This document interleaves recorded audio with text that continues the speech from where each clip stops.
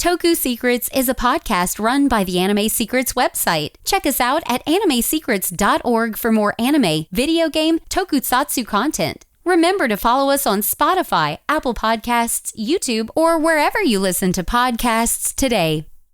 Hey everybody, it's Jason from Power Rangers Time Force, and you're watching Toku Secrets Podcast.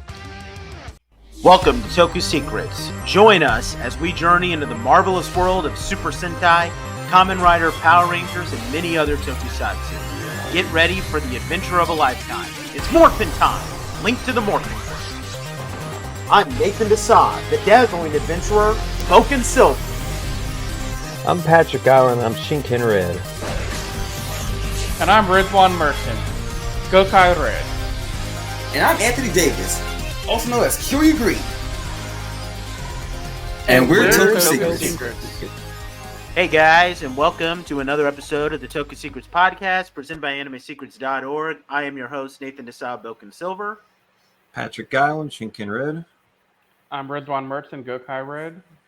Anthony Davis, Kyuryu Green. And today we are starting a brand new Super Sentai season. We finished up with Zyuranger, and we're so happy to be done with that. And we are now actually going to be reviewing a what is, in my opinion, a good Sentai. I'm the only one here who has seen this one all the way through. These other guys are seeing it for the first time. But this Sentai is Mirai Sentai Timeranger, which translates as Future Sentai Timeranger. We're taking a look at episodes 1 through 10. Well, they're called case files in this case, though. We have another Sentai that is names their episodes a different thing. Now, before we get started real quick, there was one guy named Rafael Navarro 6425.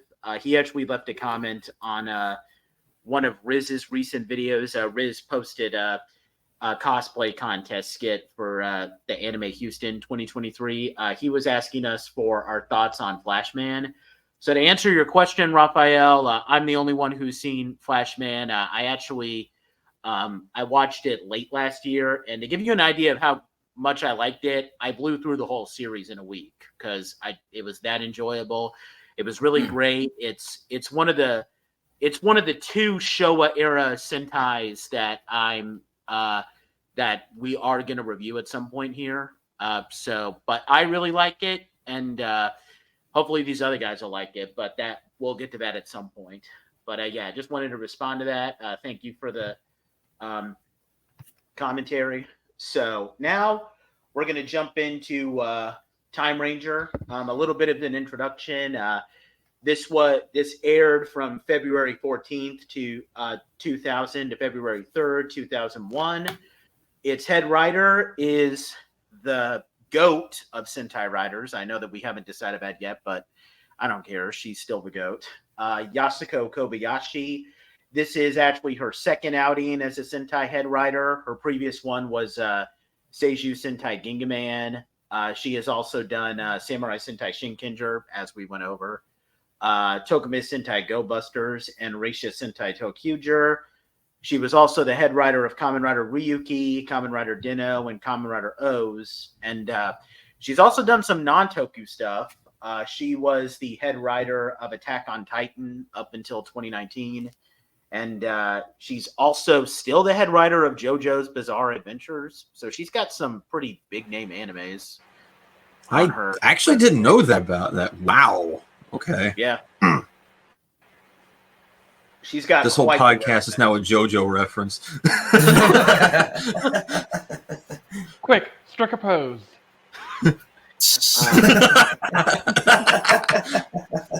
I didn't know Patrick liked JoJo's. We have to talk about it. I don't, but the aesthetic is entertaining to me.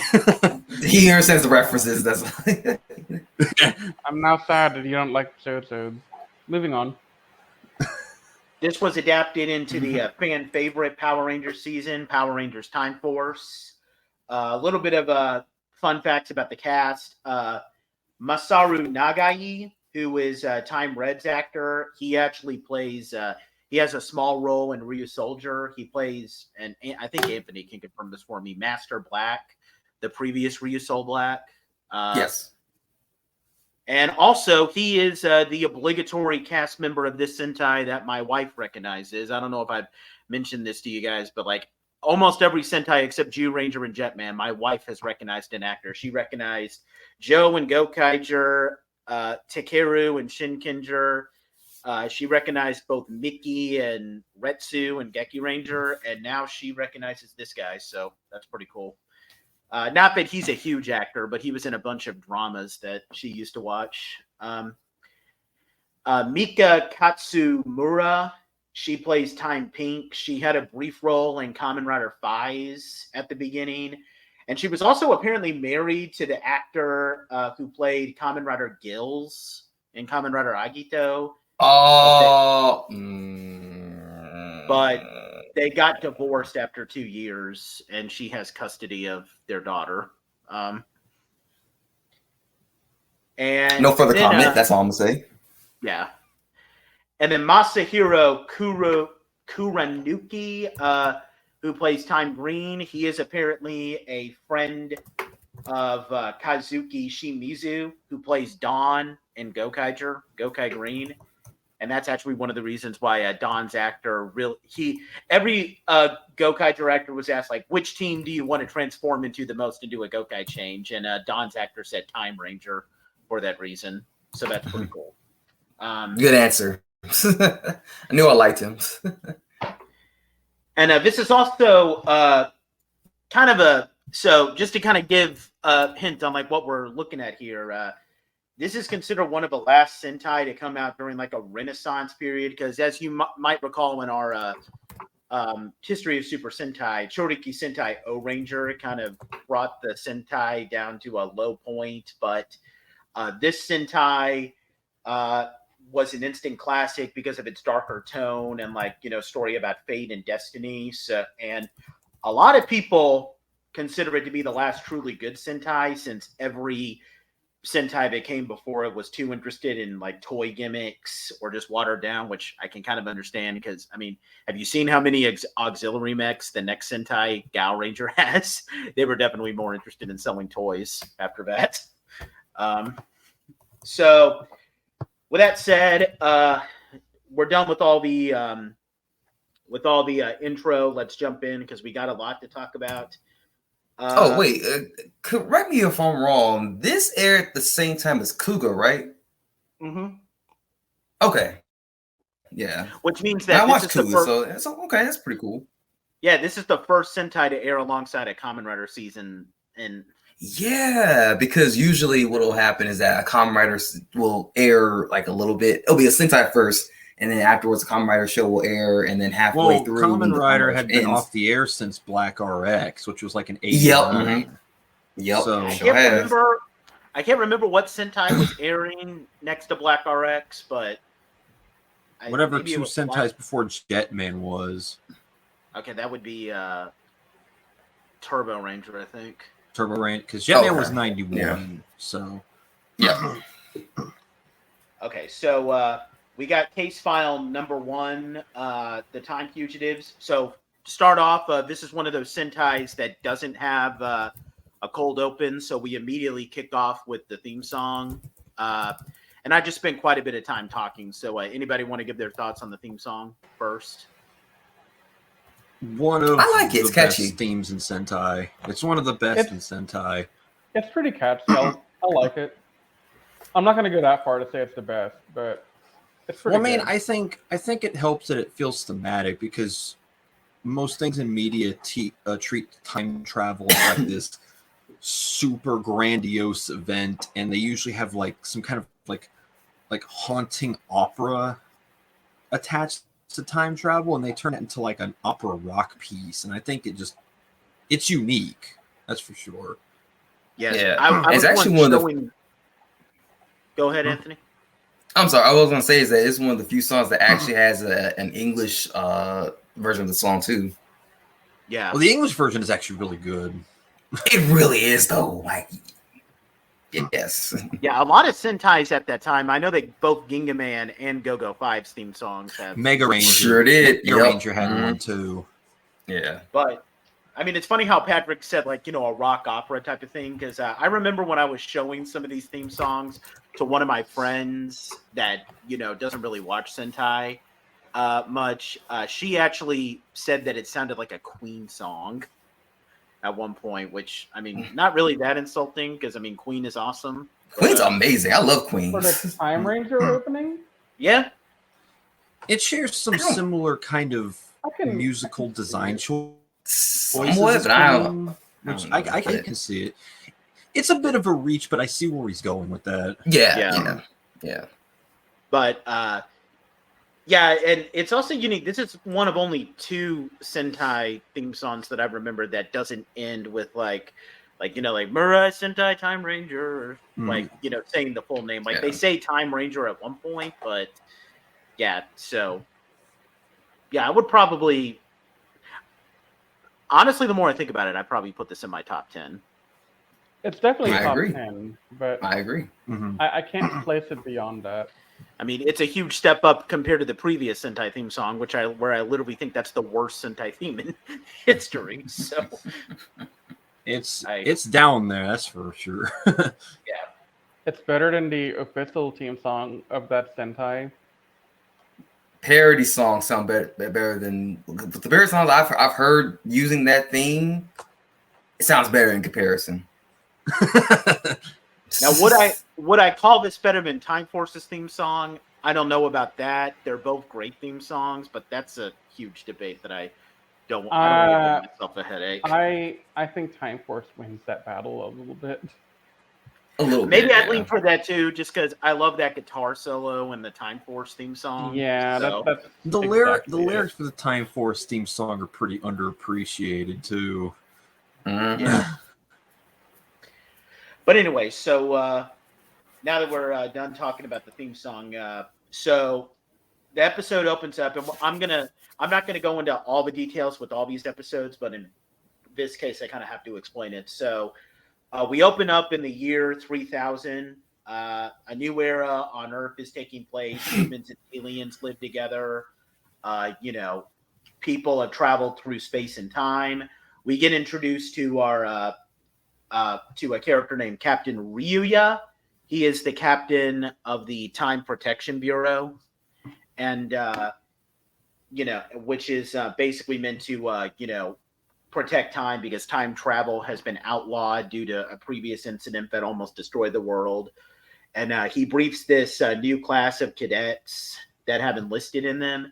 And we meet 4 of the cadets. We have the and none of these characters have last names. Well, okay, one of them does, but these 4 don't. At least as far as I'm concerned, because none of his Sentai sources give them last names. But we have this tough and no-nonsense Yuri. She's a female. We have this suave and confident playboy former pro fighter Domon, this deadpan reserved ISA, and this curious and innocent childlike alien Sion. And elsewhere, we have we're introduced to our villain. His name is Don Dornero. He is a killer whale-like mutant creature. If you've seen Time Force, you'll know this character as Gluto. So there's no Rancic. Gluto, who was the comic relief villain in Time Force, is the main villain. I didn't even know he was a killer whale. I did not know that was what animal he was. I was like, yeah, really? That? Yeah, that's what they officially say he's supposed to be based off of, but I don't know. Like, he a little more like a frog to me, but okay. When I was listening to Time Force stuff, somebody said he looked like a warthog, but I don't know about that. But anyway, he is a major crime lord, and he's taken to the prison, which is called the Londars. And what happens if you've seen Time Force is that these creatures get frozen and they get shrunken down to like a minifigure size and locked in the container. But then one of the prison guards is revealed to be Dornero's robotic assistant. His name is Gian. If you've seen Time Force, you'll know this character. He is Frax, his counterpart. No, Nate. You cannot say his name like that. You gotta go emphasis, especially how Rancic says it. You gotta say Frax! The way Rancic says Frax. Okay, sorry. No, you're good. You're good. I'm just listening. If you're watching Time Force, then you'll know Gian as Frax! Yeah, you gotta say his name like you caught him stealing your lunch out of the refrigerator at work. That part.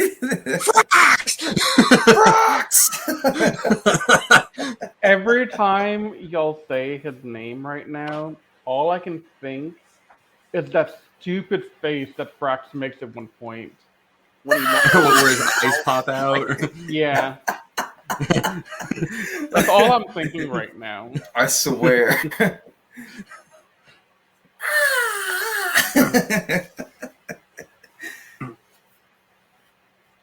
But anyway, so Gian helps take over the prison, and then as Dorniro is escaping, of course the Time Bureau gets alerted, and Captain Ryuya, or supposedly Captain Ryuya, he recruits the 4 cadets from before. Yuri actually volunteers herself, which is actually going to be kind of important when we take a look at a later episode, but that's for another time.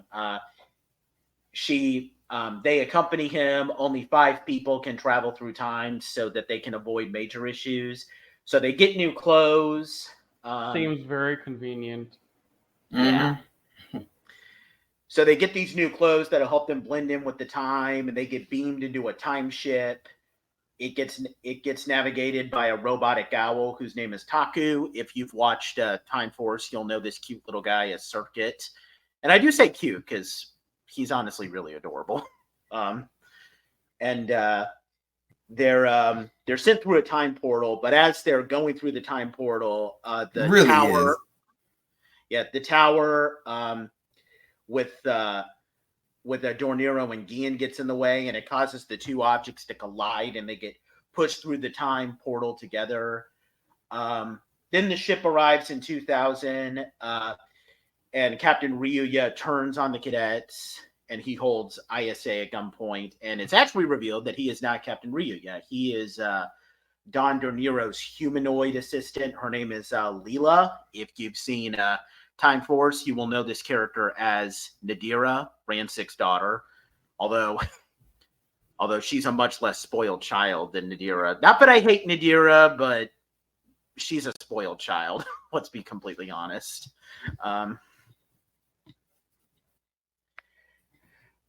But she ties them up in the ship and tries to kill them by blowing it up. But Sion, and of course, she's not using that. As much as I love it, especially that laugh. Wait. I just didn't understand what you said. what did you say? Oh, I was talking about Nadira. I didn't know that was lagging a bit when I said that. It was weird. Yeah, I think you're coming in a little bit late on a lot of these comments. Say something right now, Anthony. Something right now? Okay, he's fine. He's fine. There's no problem. Okay. It was just a weird little hiccup. Sorry about that, guys. All right. Sorry. That was technical difficulties. It happens every now and then. Yeah. You can cut that out, right, Riz? I mean, maybe. Okay. I remember. So Sion is able to repair Taku since Sion is like very tech savvy. He's good with machines. And Taku frees the 4 just before the ship explodes. Then this young man who looks and sounds exactly like Captain Ryuya, he arrives at the wreckage. They attack him thinking that he's Ryuya. And he reveals that his name is Tatsuya Asami. They tie him up trying to interrogate him. And then while Dorniro sends his gang to attack, they have these foot soldiers called Zeniths, which if you watch Time Force, you'll know these things as Cyclobots. They get alerted to the attack, and Taku leads them to the Chrono Changers. They apparently need 5 people to activate them for the first time. So everyone takes a Chrono Changer, and then they give the 5th one reluctantly to Tatsuya, and they transform into the Time Rangers. So Yuri becomes Time Pink, Tatsuya Time Red, ISA Time Blue, Domon Time Yellow, and Sion Time Green. And since this is the first time that we're seeing all these guys' suits, I think now is an appropriate time just to briefly pause. Anybody can go first. What do we think of the Time Ranger suits? Like, what are your all opinions on them? I mean, they're the same thing I have in the Time Force suits. I like them. I have no complaints about the suits, to be honest. I don't know, but they're probably some of the most like 50-50 uniforms for me. Like, because sometimes they look really good, sometimes they bother me. I think it might be because sometimes I think the helmets are a little bit over designed. Like, they're both overly designed and simply designed at the same time, and it bothers me. The simplicity is what I like the most, though. I like the suits, honestly. Maybe if like the black on the forehead wrapped around the helmet or something, it probably could look a little bit better. But the fact that it cuts off halfway around looks a bit goofy to me sometimes. But they're fine. I mean, like the I'm not going to colored complain visors though. Yeah. Like, this isn't a set of suits that I would like complain about. I reserve that for other Sentai and Ranger series.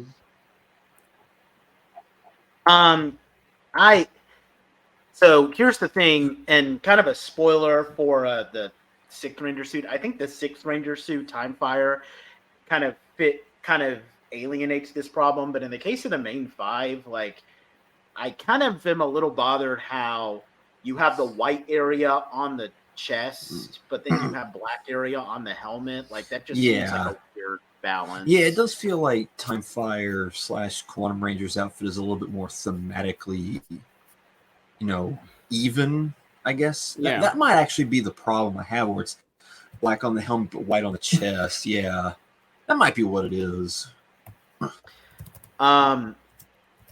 But, and I also don't get, okay, normally I don't mind this. Sometimes I don't make a big deal about it, but in this case I'm going to, since in both Time Force and in Time Ranger, this is a government organization.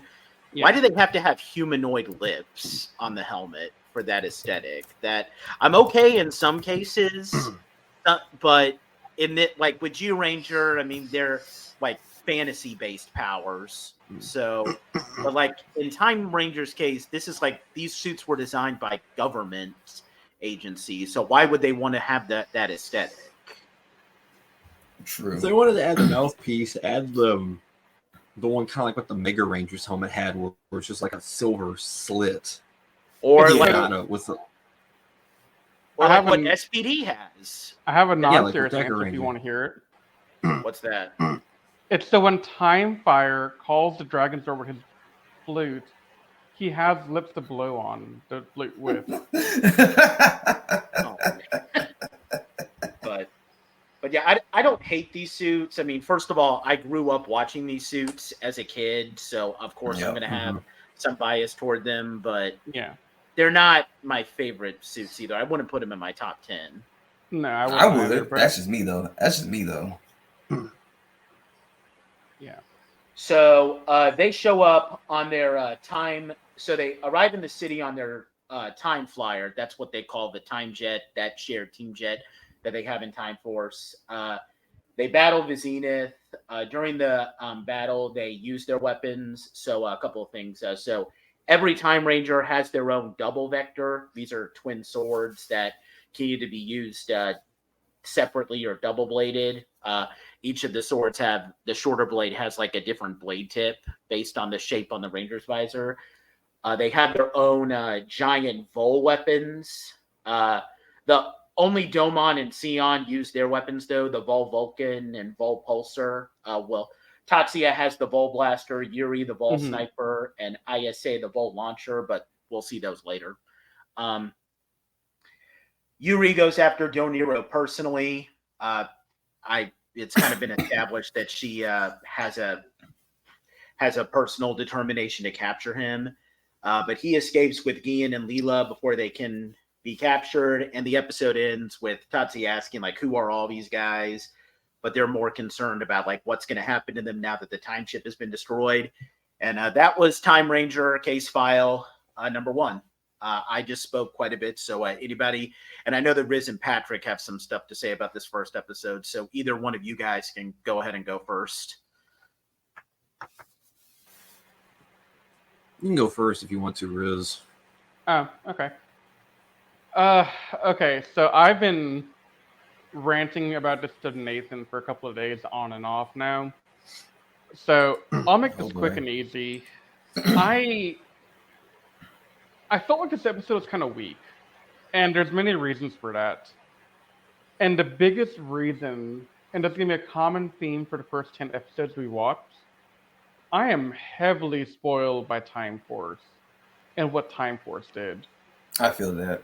So I had trouble with some of the plot points and the way they happened here. The most egregious to me was Tatsuya's introduction to the team. I like the fact that he's just a random guy that walks up to them and is like, "Hey guys," and they're like, "You," and they go beat him up. I thought it was fun, humorous, but to go from that with very little interaction of, getting to know him, trust him, or anything, they hand him a chronomorpher and say, "Hey, welcome to the team. You need to help us unlock this because we need 5 of us." In Time Force, that plot point made a lot more sense because they directly correlated to you needed the DNA of Wes and his family to unlock the chronomorphers because the other 4 couldn't do it. So, and because Alex's DNA was already locked onto the morpher, so exactly, and Wes was the closest match. Yeah. So, that little detail, it just made Tatsuya's introduction as Time Red feel a little desperate on the team's behalf, but also unearned because he had no legacy to own the power. He was just some random Joe on the road, and he didn't really deserve it. So I wasn't a big fan of that. And the other, you go.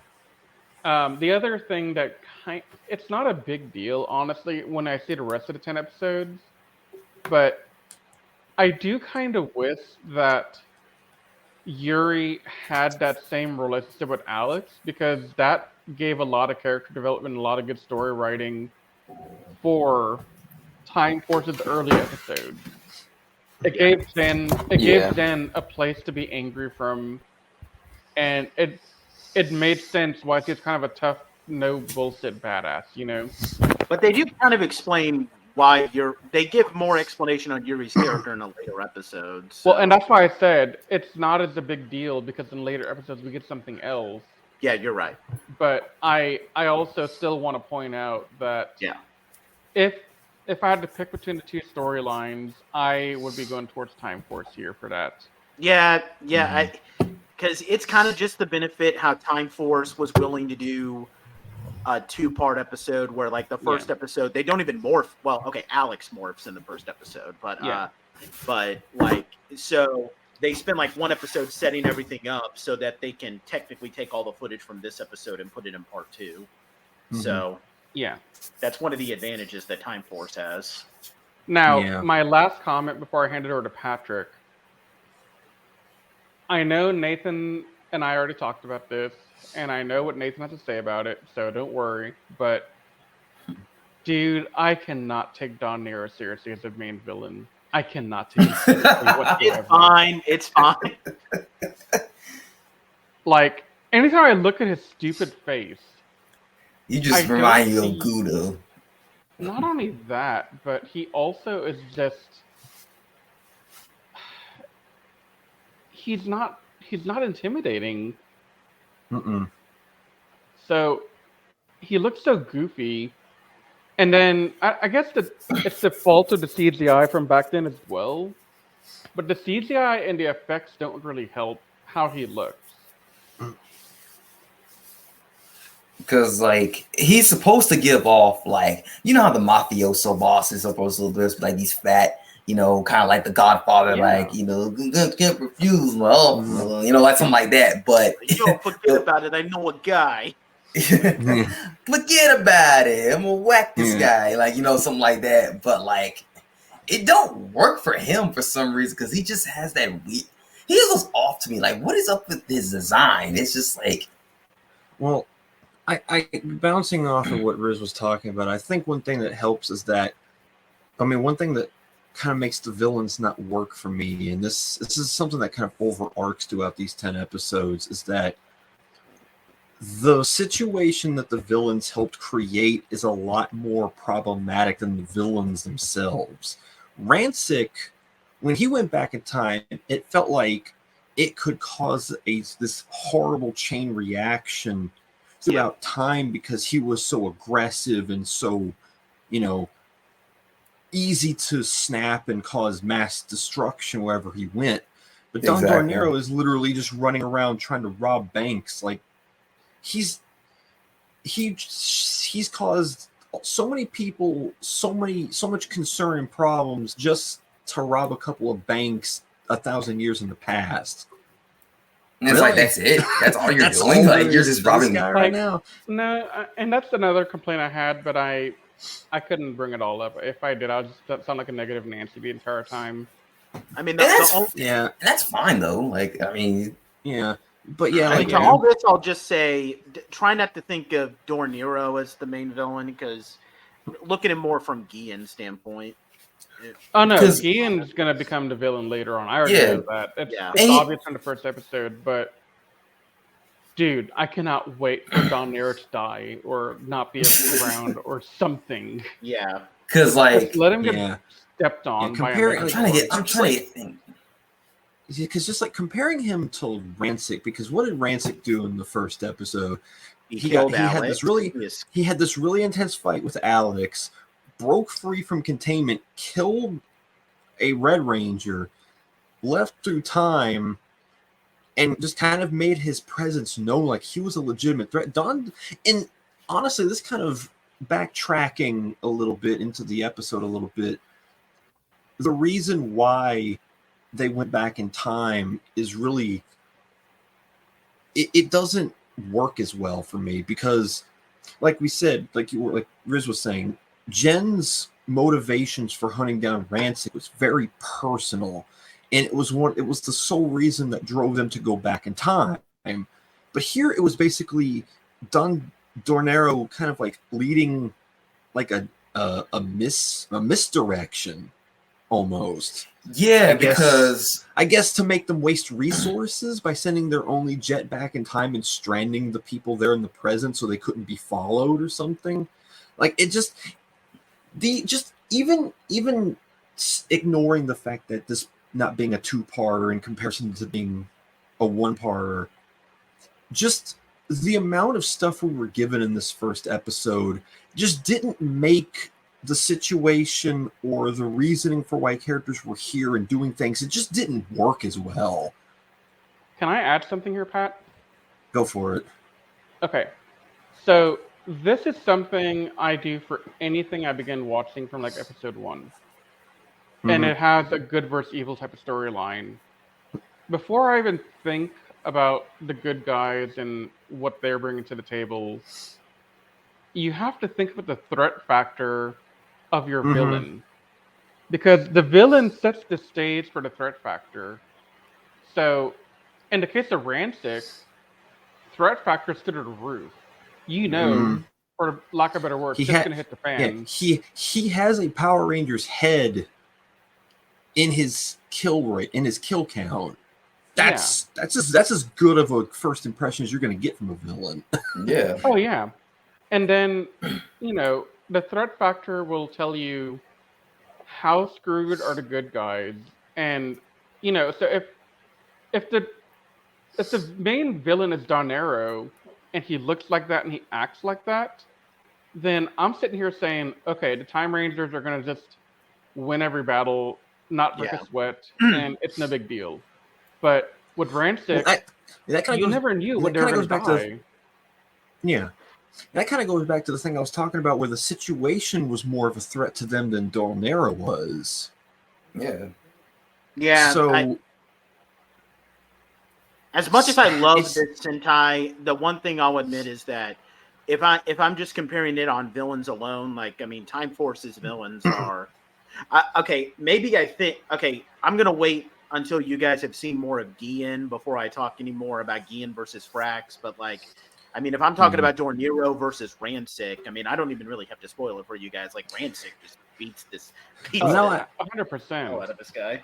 Now I have high expectations for Gian, because Frax is also an S tier villain from Power Rangers. Yeah. In his own I don't right. know if I would say Gian goes on to be S tier, but I would put him in A tier, honestly. Like, he's a good villain, as it'll turn out to be.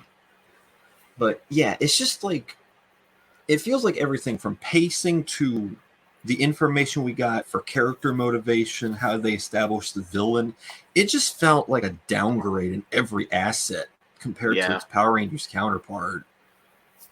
Which I feel like, and weren't you saying, Patrick, like, because the previous first episode of a Sentai that this writer did was Gingaman. Didn't you like Gingaman's first episode, even though it was Gingaman? Debut? It's weird, because Gingaman's first episode and Lost Galaxy's first opening two-parter are kind of the same thing, but I don't really think Gingaman's episode needed to be 2 episodes. I thought it was paced pretty well and set up everything it needed to pretty cleanly. And I'd say even the same with Shinkenger. I thought Shinkenger's first episode was pretty smooth on its own right, but man, this one felt like it needed. Even and I know that Gokai's Sentai doesn't do episode. that. Yeah. Because, I mean, I know that Sentai doesn't do it because it can't, because they're only relegated to that 30-minute block. Yeah. But just for once, man, this is the season that needed 2 episodes to start it off. So I'm not super worried about needing a 2-part opening for the season. I'm just worried about the fact that the writing here is just not cohesive or interesting enough. Yeah, it's one of those things where it feels like they're trying to withhold information for later.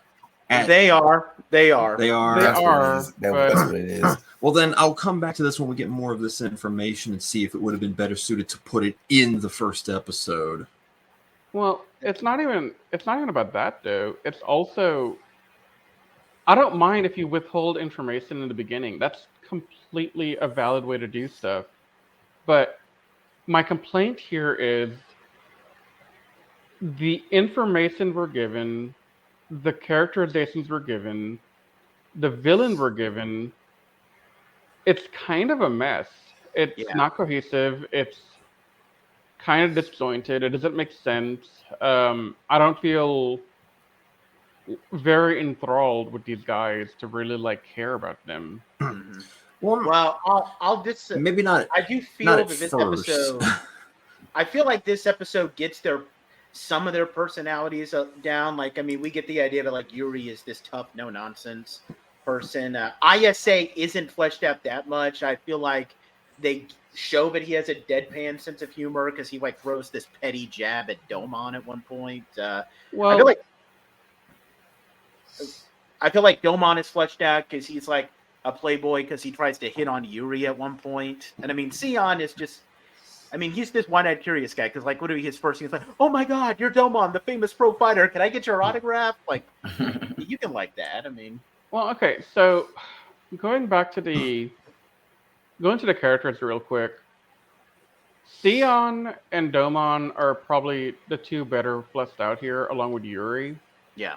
But I was having a lot of trouble in the first 15, 20 minutes of this episode remembering who was yellow and blue. Mm-hmm. There just wasn't anything memorable about either one of them. Yellow stood out to me more. Huh? I said yellow stood out to me more than blue at first. But I started leaning more to blue. I'll admit ISA doesn't stand out in these first 2 episodes. Yeah. Yeah, ISA is kind of there, and you can tell that there's something like Lucas was just always there in Time Force. But he's worse. Yeah, Lucas is way worse. I cannot believe I defended that man all those years ago. My perception of him has changed so much. I feel so bad. Like, so Nate, here's the question I have: Is Red and Paint going to have the same amount of grandiose, kind of like arcs and moments by the time we're done here, like Wes and Jen did in Time Force? Is there a will they, won't they with them, or just like? I mean, I feel like they're like you don't really get the hints in these first couple of episodes. Like, and keep in mind, it's been like 7 years since I watched this all the way. I'm more so asking, are they? I'm more so asking, like, are they going to be treated as like the two main characters, like Wes and Jen were in Time Force? Yeah, pretty much. But with that said, the other rank, with the exception of Sion, Domon and ISA are going to get their fair share of focus episodes. Okay, so it's not just going to be just... See, the reason why I'm asking that question is because, and it's another tick in favor of Time Force, is that they established Jen and Wes, their personal lives, and a lot of their history and motivation significantly better here, because I genuinely don't know a dang thing about him after the first episode. Yeah. But for being a Red who's going to have massive main character arcs throughout the season, they just threw him in this episode and say, go punch him in the face. That's all they did for him. So I feel like it didn't do the two core characters justice. Yeah, I'll give you that. And that's my complaint as well, Patrick. I agree with you on this 100%, that this episode just does not do good by what is going to end up being our main characters. Mm-hmm. And honestly, Time Force just wrote a much tighter story that made sense all the way through. In the first episode, at least. And then you also have to, and then we also have to remember that these guys are all strangers. Like, they literally just came together because the captain was like, you, and you, come with me. While in Time Force, those 4 officers are, well, I don't know if they're friends, but they're at least partners, and they've been working. They're familiar with each other. That what I'm thinking, they probably were together in the academy, and then maybe offset when they weren't working. Maybe they were like good friends afterwards. Yeah, that's my assumption. Because I mean, like, they knew each other pretty well, and they were all like familiar with each other and just being all buddy. They were all together, so I figured they were friends outside of the job. Yeah. But what do we want to? So we can move on to the next one. I know, I'm probably, since I kind of, maybe it's because I have some bias toward this, but I'm gonna actually bring my score down a little bit. I'm gonna give this a 6.5 out of 10. I don't think it's terrible, but honestly, this is probably the worst first episode that Yasuko Kobayashi has had for one of her Sentais, if I'm being completely honest. So what did you give it, Nate? Out of the 3, 6.5. 6. Yeah, I mean, out of the 4 Sentai that I've watched the first episode of that she's done, because yes, I've seen the first like 20 episodes of Go Busters, but I stopped for some reason. This is definitely the worst of the 4. Yeah, Go Busters' first episode was pretty good. Ginga Man's is good. Shinkender's is good. So yeah, I would probably say a 6 is pretty fair for this. Yeah, I'll give it a 6 as well. Riz? Okay, so I know I told you before, Nate, that I was going to give it a 6. But thinking back at all the things I complained about just now, I'm going to have to bring that lower to like a 4 or 5. Probably a 4, honestly. I mean, fair enough. Yeah, this episode is flawed. I'm not going to lie. This episode, I can't think of a single positive thing that I truly liked in this episode. There are things I didn't like, but there are also things that I'm meh about. Like, I'm very meh towards the characters on either side, Ranger and villain. Like, nobody's really stuck out to me like, ooh, I'm going to gravitate towards them. Yeah, it makes sense. You ready to move on to the next one? Yeah. Let's do it. All right, so now we have case file number 2. the unseen future. So episode begins. So this is kind of just finished setting up like the main plot. So Yuri confiscates Tatsuya's chrono changer because, you know, he's like laughing at the idea that they're from the future.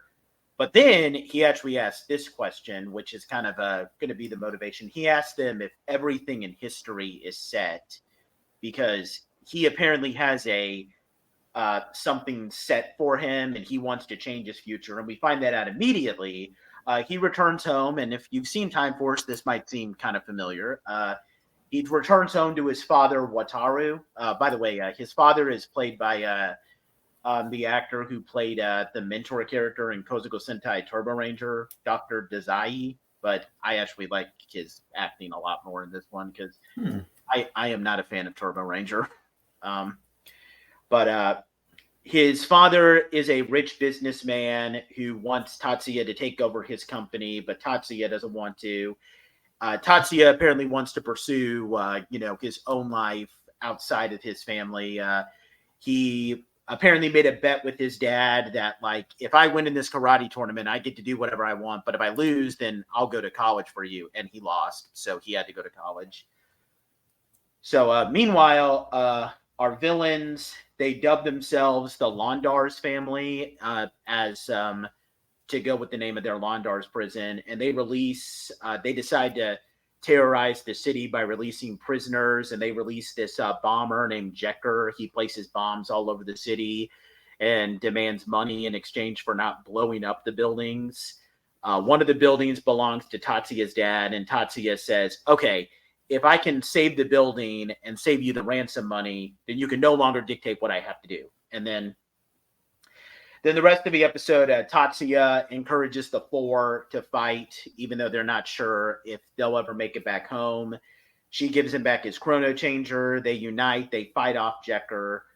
And in the middle of the fight, Jekker grows. And it's actually explained how they grow a lot better than it is in Time Force. In Time Force, it's just his mutant DNA is exposed, and that makes him grow. In this version, it's shown that like every time a monster was about to be frozen, they placed this patch on them, which compresses them down. So if you remove that, it reverses it. So instead of shrinking them, it makes them grow, which that's honestly kind of a more clever way of making the monster grow, in my opinion. And fun fact, since Donero had removed his before he got frozen, he's not gonna be able to do it. Yeah. So when the monster grows, Taku contacts the future. A mysterious man activates the time jet system, and that's where the Time Rangers get their mechs. We have the time jets, time jet 1, 2, 3, and 4. And they can combine into Time Robo. And it's here that, which is one of the cool things, and I'm going to talk about this later. Time Robo has two modes. We have Time Robo Beta, which is this nimble, faster one. It can wield the Time Flyer as a blaster called the Flyer Magnum. And then you have the main one, Time Robo Alpha, which is a lot stronger. It uses the Space-Time Sword. And Time Robo Alpha defeats Jekker. They freeze him. The episode ends with Tatsuya returning his ransom money to his father. He leaves him a note saying, hey, I win. You can't tell me what to do anymore. And then the Time Rangers move into a place that Tatsuya was going to move into himself as their new home. And that's how the case file ends. So anybody want to give their thoughts on this episode first? I got something to say first. Go ahead. This actually... You know what? Correct me if I'm wrong, but this feels like Time Force had adapted this episode, but in a different way. Let me explain. In the episode where those kids got held hostage by that one mutant, the one with the two heads, A Parting of Ways. Yeah, it was used, but the thing is that yes, ransom money was used for both episodes, but for different episodes altogether. Where in the beginning it was episode 2 of Time Ranger, and Time Force. Which episode was it again? The Time Force episode where Wes leaves his father is episode 6. So 6. So that's roughly 4 episodes before, and I already know that Time Force takes place in 2001, which is funny because Timeranger takes place in 2000. So it's kind of interesting that they took it like a year apart. See, the thing I have to say is this feels like, because character wise, this is the second episode of Time Force's opening. Yep. If they had waited and let Ayase transform into Time Red at the end of this episode, Tatsuya is Time Red, not Ayase. Ayase, yes, yeah. Sorry, I'm still learning characters' names here. Yeah, Tatsuya, okay. Yeah. You and I still both. learning characters. I'm still learning after names. Yeah, but if they waited until the end of this episode for him to turn into Time Red, I would have been fine with it, because this is when Wes turned into Time Red, and Time Force was essentially this episode. So it kind of took a little bit out of the intro to me, but I do like how it gave him it explored his life a little bit more. I don't know if I particularly like how well it's done in comparison to Wes and his dad, because it felt more, I don't know, petty here than it did in Time Force, where it felt like Wes was trying to explain, and how am I trying to say this? Wes feels more mature, I guess is what I'm trying to say. Yeah. And I don't like how he presents himself here as well. It feels like he doesn't want to work with it because he's too childish, versus Wes wanting to do something. Because the thing I don't like about him so far in comparison to Wes is that Wes has established that he almost wants to be humanitarian. Well, here he's basically just like, I don't want to do this. Well, okay, it just feels too bland, you know? Yeah. So the thing about Wes that I find here is that Wes already kind of knows what he wants to do, and it's not what Mr. Collins wants him to do. Exactly. So he already has a purpose. He already knows what his plan in life is. Tatsuya has a plan. He said it, but it just feels more immature, like you said. Like he wants to open a dojo for karate, and that's cool. That's fine. But the way he goes about talking about it feels like a 5-year-old. So I don't know, but karate. Wes's reason to join. It feels like it makes Wes's reason to join the team feel more in line with his character, because he wants to do more to help the smaller, the people under him. Like, he wants to be, like I said, a humanitarian. So him joining the Time Force Rangers kind of helps play into that part of his character and his wants for his own future. But here it just feels like that just happens to be where he ended up. So, and it's weird that Tatsuya seems more immature, because if we want to be technical about it, like, I think Tatsuya might technically be older than Wes, because this episode establishes that Tatsuya went to college. Wes didn't go to college yet, because at the beginning of the episode that Anthony mentioned, where he has to get the ransom money, Mr. Collins is saying, "Oh yeah, this is a great school. You're going to have a great time there, Wes," which implies that Wes is getting ready to go to college, but he hasn't gone to college yet. So for all we know, Wes could probably not even be legally allowed to drink at that point. Because we know he went to a prep school with a certain someone.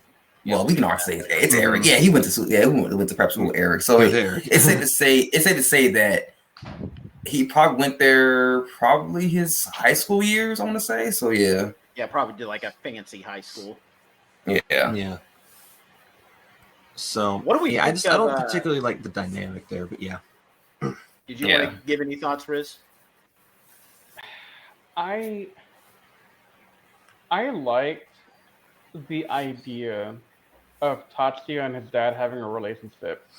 Yeah. And listening to Patrick, and also, thinking about it, not giving a gut reaction feeling to it, I feel like I was drawn to the idea of that father-son relationship because my mind is yearning for some semblance of the Time Force plot, which is hilarious because normally people are saying, her, it's nothing like the Sentai, but here I am saying, this isn't anywhere near as good as the Ranger adaptation of it was.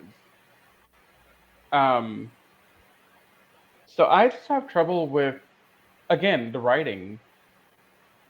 Yeah. It just doesn't feel as solid. And I know she's a great writer, but it's not signing here at all.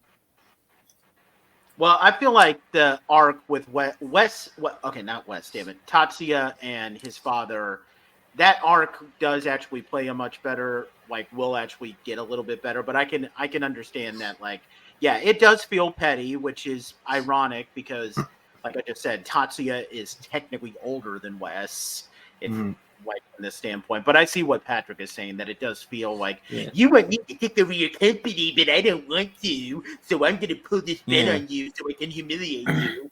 Like, He's like Eric Carver if he said that. That was not intentional, but I'm touchy, I do what I want. what do we think of the Time Robo, though, just from a Megazord standpoint? This doesn't have to be a positive thing in the episode's direction. Just what do we think of Time Robo as, like, the mech of the Time Rangers? Maybe it's just because it's not made up of 4 individual things that are kind of like specifically tailored to each ranger. It's not nearly as colorful and just comes off as more bland than most Sentai mechs. In both the alpha and beta forms. So, before watching Time Ranger, I thought I liked the Megazord configuration here a lot. But I think I dislike it a little bit more now. And this is a comment for Time Force and Time Ranger, mind you. Yeah. Because I did watch a little bit of Time Force to make sure I wasn't hallucinating this.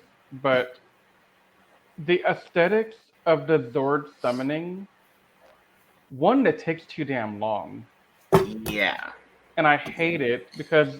Yeah, I mean, how many times do we have to see the ancient Egyptians see jets fly over before we get the hint? Well, not even or the moon landing. The moon landing. Or like the fact that big robot thing that kicks the Zords through the portal.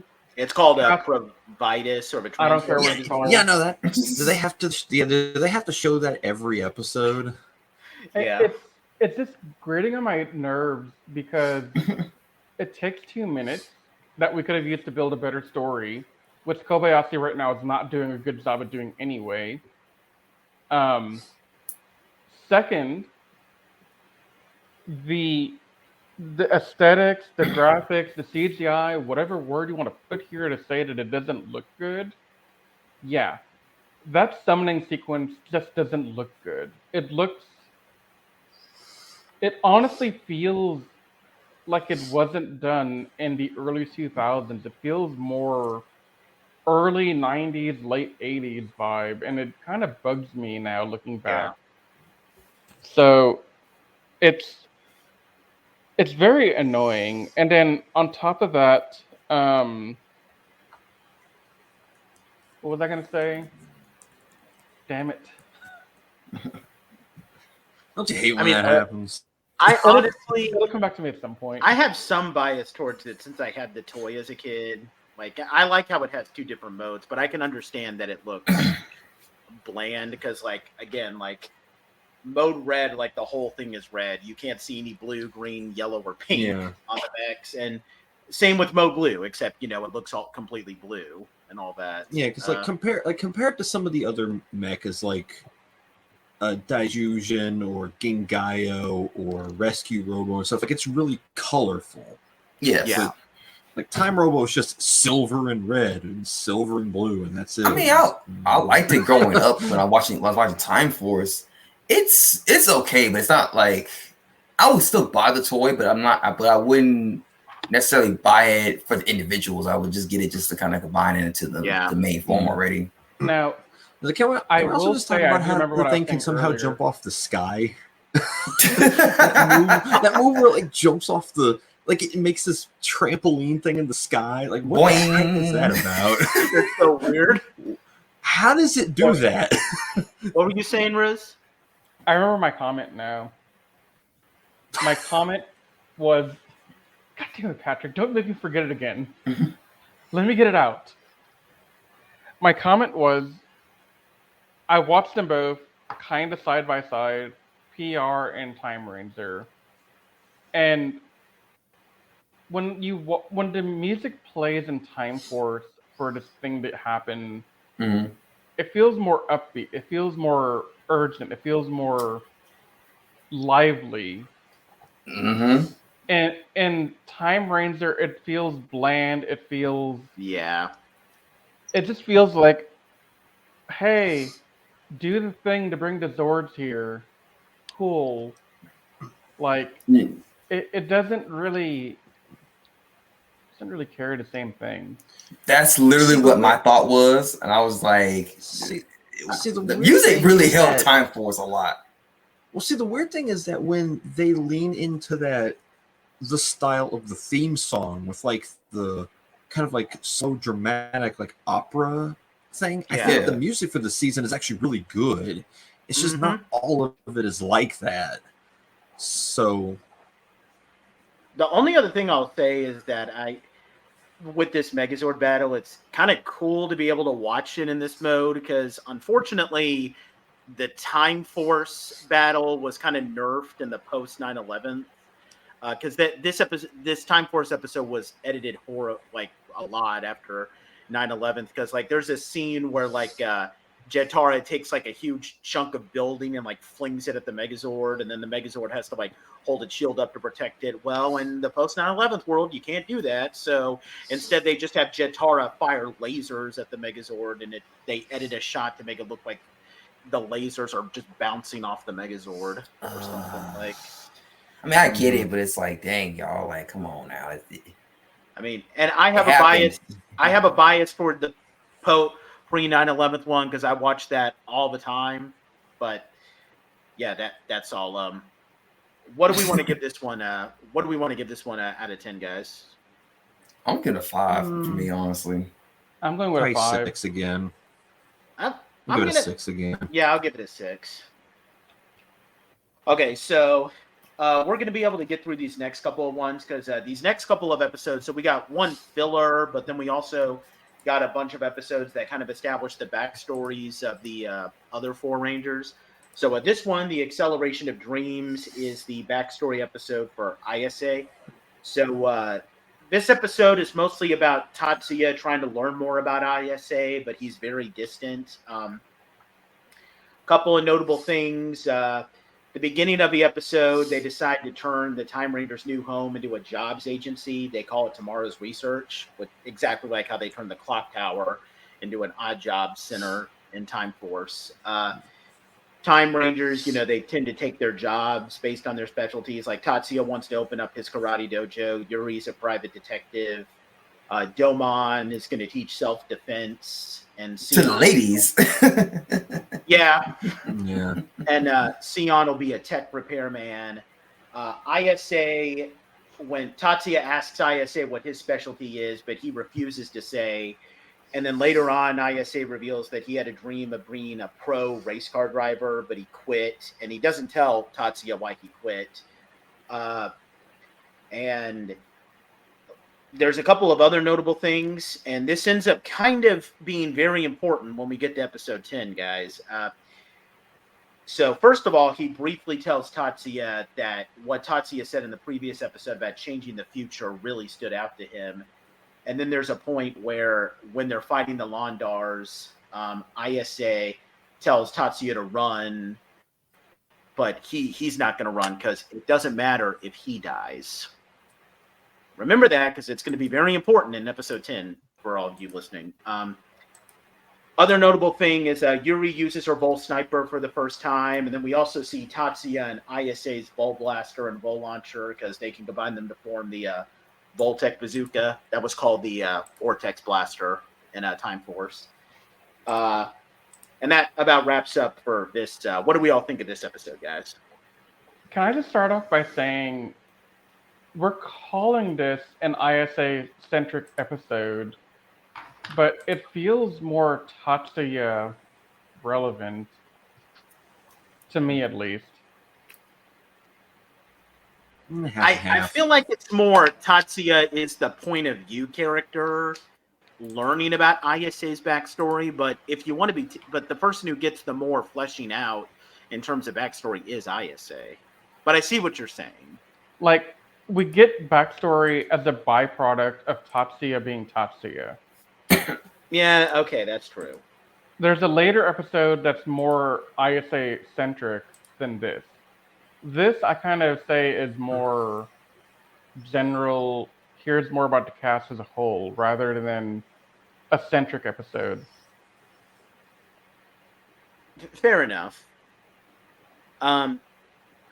I just want to say, and maybe this is just because I'm biased because I've seen this before, but I really like this episode just because of like the foreshadowing that it gives with ISA's backstory. Maybe you guys kind of get the hint since you've seen Case File 10 now, but Yeah. I just really like how this episode gives very subtle foreshadowing. Yeah. This episode wasn't very good when you watch it on its own, but in hindsight, it has a little bit more to it. Yeah. So Yeah. I'll give it that. So, Patrick, right- Anthony, you want to say anything? Before we get, It's a before pretty I bland ask, episode otherwise. Yeah, it was just bland. But let me ask Riz this. In comparison to Time Force's episode that I adapted this from, which do you think that Time Force did this episode better, or do you think that because Time Ranger being this episode being kind of bland, do you think that even though it wasn't as good, it was a little bit better than Time Force's? Dude, I'll be honest with you. I don't remember the Time Force episode. The Time Force episode, I can sum it up in just like 2 sentences. Lucas gets pulled over for driving Wes's car too fast, and he has to go through driving lessons, and hijinks ensue. That's it. Like it's. I gave that Time Force episode a 6 when I wrote up my document. Like just. Yeah, I can see why. Yeah, I feel like this episode is better than the Time Force episode. I mean, the Time Force episode sounds funny, but yeah, I get what you're saying. Well, yeah. Didn't they get the bikes? Didn't they get the bikes in that episode? The what? The bikes? Oh yeah. They got the vector cycles. Yeah. Yeah.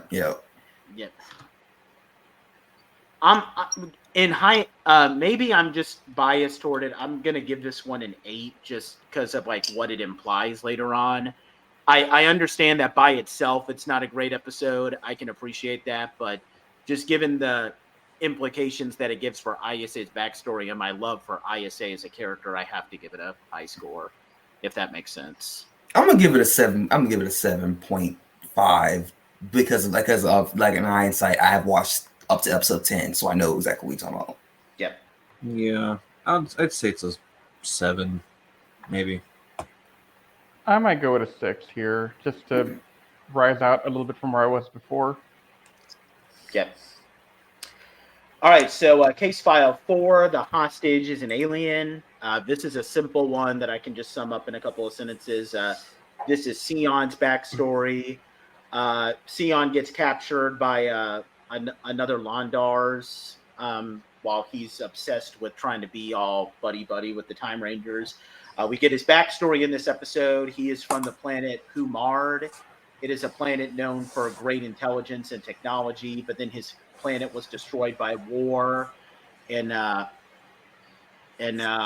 2984, and he got sent to Earth as the sole survivor. So kind of like Superman, if we're being honest. And then he grew up in a research facility, and he never had any family of his own.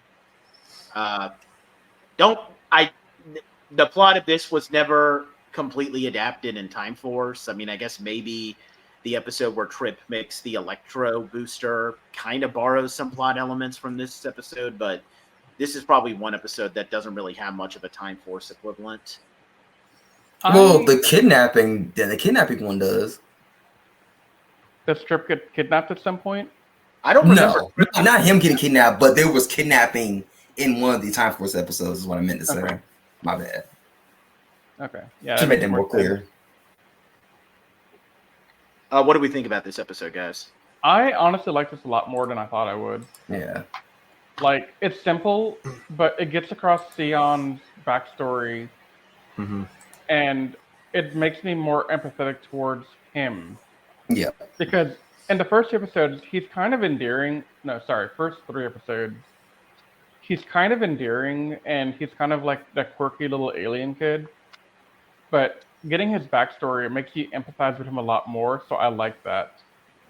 Yeah, And to be honest, go ahead, Patrick. It's like he's just looking for, people to call his own family. So he's just friendly to everybody, hoping someone will bring him in. So right, yeah, I give him a bro fist. I give him bro fist, bro hug, all that. Yeah. And it honestly makes his relationship with Domon a lot better in later episodes because Domon and him have like a big brother, little brother relationship, kind of like how Katie and Trip had a big sister, little brother relationship. Oh yeah, like the ending of this episode where Domon suits up and he's like, stand by and watch this, and then Shun comes in and helps. It's like their dynamic is going to be good as the season goes along. If this is the start of something, it's like when their dynamic was so good in this episode. It's like when you're having trouble beating this one level on a video game, and then your big brother comes in and be like, "Let me have a jab at it." Yeah, it kind of sucks. I never had it. It kind of sucks because I didn't have a big brother growing up. I was the oldest one, so I never had a big brother, so I can't really see it. So I can't really be like, "Oh, I know that's why." I don't. Yeah. But let me just say one thing before I really want to say this before we continue further. Yeah, this criminal was definitely very creepy in terms of how he kidnapped the children. The music did not help either. Yeah, that was the whole time I was just like, I need adult. I am an adult. I am an adulty adult. What do you want to give this episode? Well, one other funny thing I want to bring up real quick. There's a point where like Domon is trying to hand out flyers to like women who are for a self-defense class, and Sion. This really made me laugh. Like he said, "Domon, I love you," or something. See, the thing I like about how Domon goes about walking up to people and saying you need a defense class and everything, it almost sounds like that he's the type of people he's warning the ladies about. It's so funny where he walks up, it's like, you need these special defense, like he's being so aggressive. You can see the women freaking out. There's just something funny about that. It really is. But I honestly feel like this is a much better, like it's definitively a Sion episode, and Tatsuya doesn't do much. Like I want to give this a 9, honestly. Like I feel like they make Sion a really good character. It's an 8 because it also helps Domon too. Yes, it shows that he feels he can put aside his tough guy act for a little bit to realize where he messed up. So it's a good episode all around. And can we just I'm gonna give it 8 as well. But can we just say that like I was both like kind of annoyed with Domon, but also like kind of like impressed with him because he was able to throw this dude Sion like over a bridge just to catch him at the end. That was funny. Yeah. He's like, I'm tired of you. Oh, fine, I'll catch you. All right, so the next episode, Case File 5, the third formation. This is Yuri's backstory episode, and very kind of a big one. And the Time Force episode kind of copies this a little bit, but it doesn't reveal as much for Jin's backstory since Jin has already kind of had her backstory revealed. But so the latest Londar's monster is the one who supposedly killed Yuri's family. We actually find out about her backstory here. So she had a family. She had her father and her mother and her little sister, whose name was May, and they got killed by the assassin Blast. That's the name of the Londars here. And but she actually discovers that Blast was actually hired by Don De Niro to kill her family because her father was a private investigator that was investigating him, and because that was why she was always determined to take down Dorniro, because she always suspected that Dorniro had something to do with the death of her family, and she finds that out in this episode. She takes back her father's bracelet that Blast took from his body and vows that she'll bring Dorniro in. One notable thing, this is probably we get a hint that Gian might have more of a sinister plot because he is the only one who releases Blast. Dorniro and Lila aren't present, and Blast even at one point attacks Leela in this episode. So there's some hints up. Gian is up to something. So just take that as a note for like later episodes. And the only other thing, I don't know why they decided to name this episode the Third Formation like it's a big deal, because it's really not. But it's really not.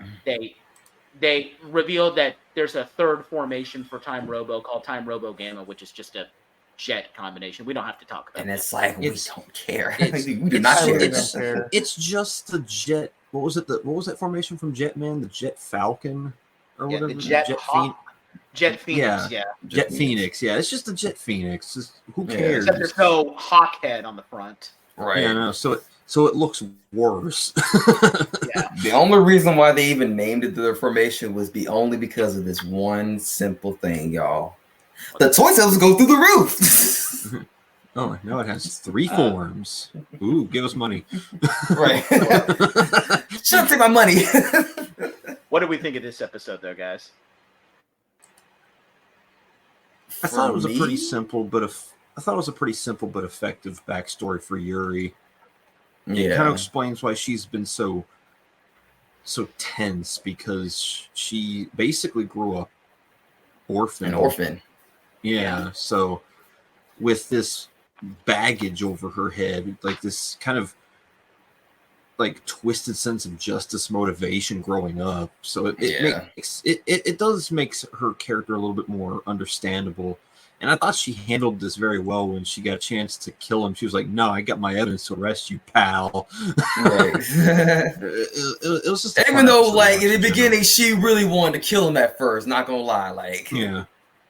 I honestly think that this works just a tiny bit more than the Time Force episode, simply because in the Time Force episode, so the Time Force episode has roughly the same plot. The only difference is like they kind of try to explain why Jin has it out for this one monster because he like taunts her with Alex's death, but they try to force it that she has a personal history with this monster. Like, this monster tried to kill me and Alex, and it's like, okay, but you were trying to arrest him. Like, of course he's gonna fight back. Like, yeah, it didn't work because Jen already had her established character and motivation and everything. Yeah. So it was kind of redundant to make this a Jen-centric episode anyway.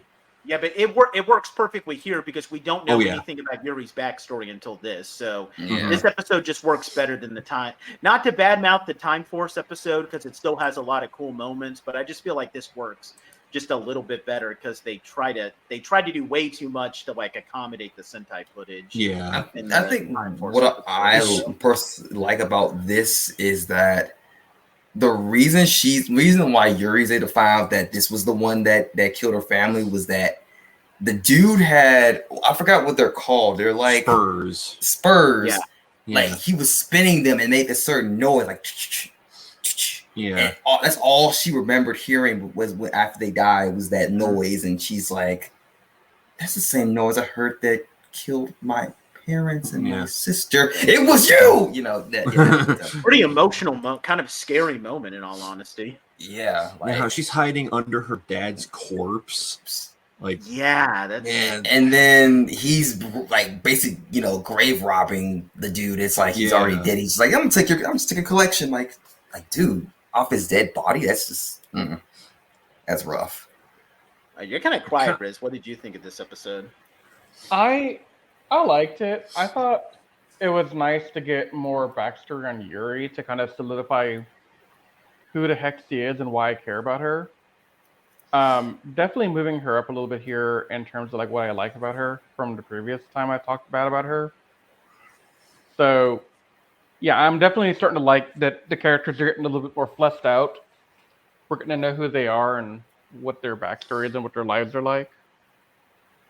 And I like how this does, like, previous episodes kind of showed that she might be really cold and she doesn't really care for her fellow Time Rangers, but this episode shows she does. And honestly, the ending is what makes this, like, yeah, she lost her family, but she's kind of now, she's getting another family of her own in the Time Rangers. And I know that it's still early, but you know, they're getting to a point where they could be a family. I mean, they live together, so. She definitely loosens up a little bit more after this episode too. Yeah. She has more moments where she smiles and is more peppy and stuff.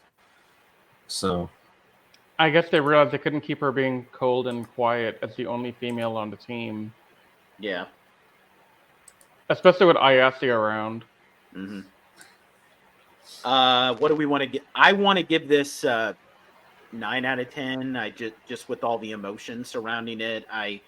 And again, I mean, I really hate to badmouth the Time Ranger episode, because the Time Force episode, because it's a good episode, but I just feel this episode works just a little bit more. Honestly, it feels like Time Force should have skipped adapting this episode entirely. Yeah. I would only say some of that because the stuff for the warehouse when Jin was fighting against Rancid was just amazing. I will never change that whatsoever. That's like the best scene in the entire episode. Yeah. What do y'all want to give this? Yeah. I said 9. I'd say a 7. I'm going with like a 7.58. I'll give it an 8 as well. All right.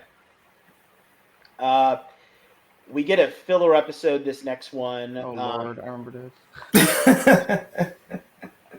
Called The Fabricated and Mighty. It's a Tatsuya-centric episode where the Time Rangers are trying to track down this Londar's criminal, and in order to do it, they have to get into his high-class party, so Tatsuya has to use his name to help get them into the party. The only big thing to know is that Tatsuya runs into his parents, and believe it or not, like unlike in Time Force where Wes's mother is just, not that this is a huge deal, but like in Time Force, Wes's mother is nowhere to be seen.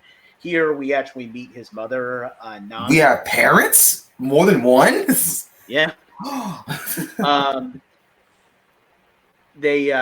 Wataru says, hey, you know, you should come back to our family, but then Tatsuya says no, and he like disowns his family name.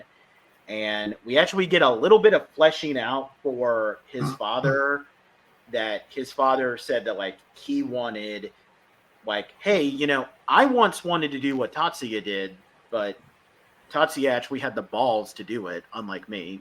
So that's the only notable thing. Other than that, it's just a filler where they're trying to like track down this monster. What did you guys think of this?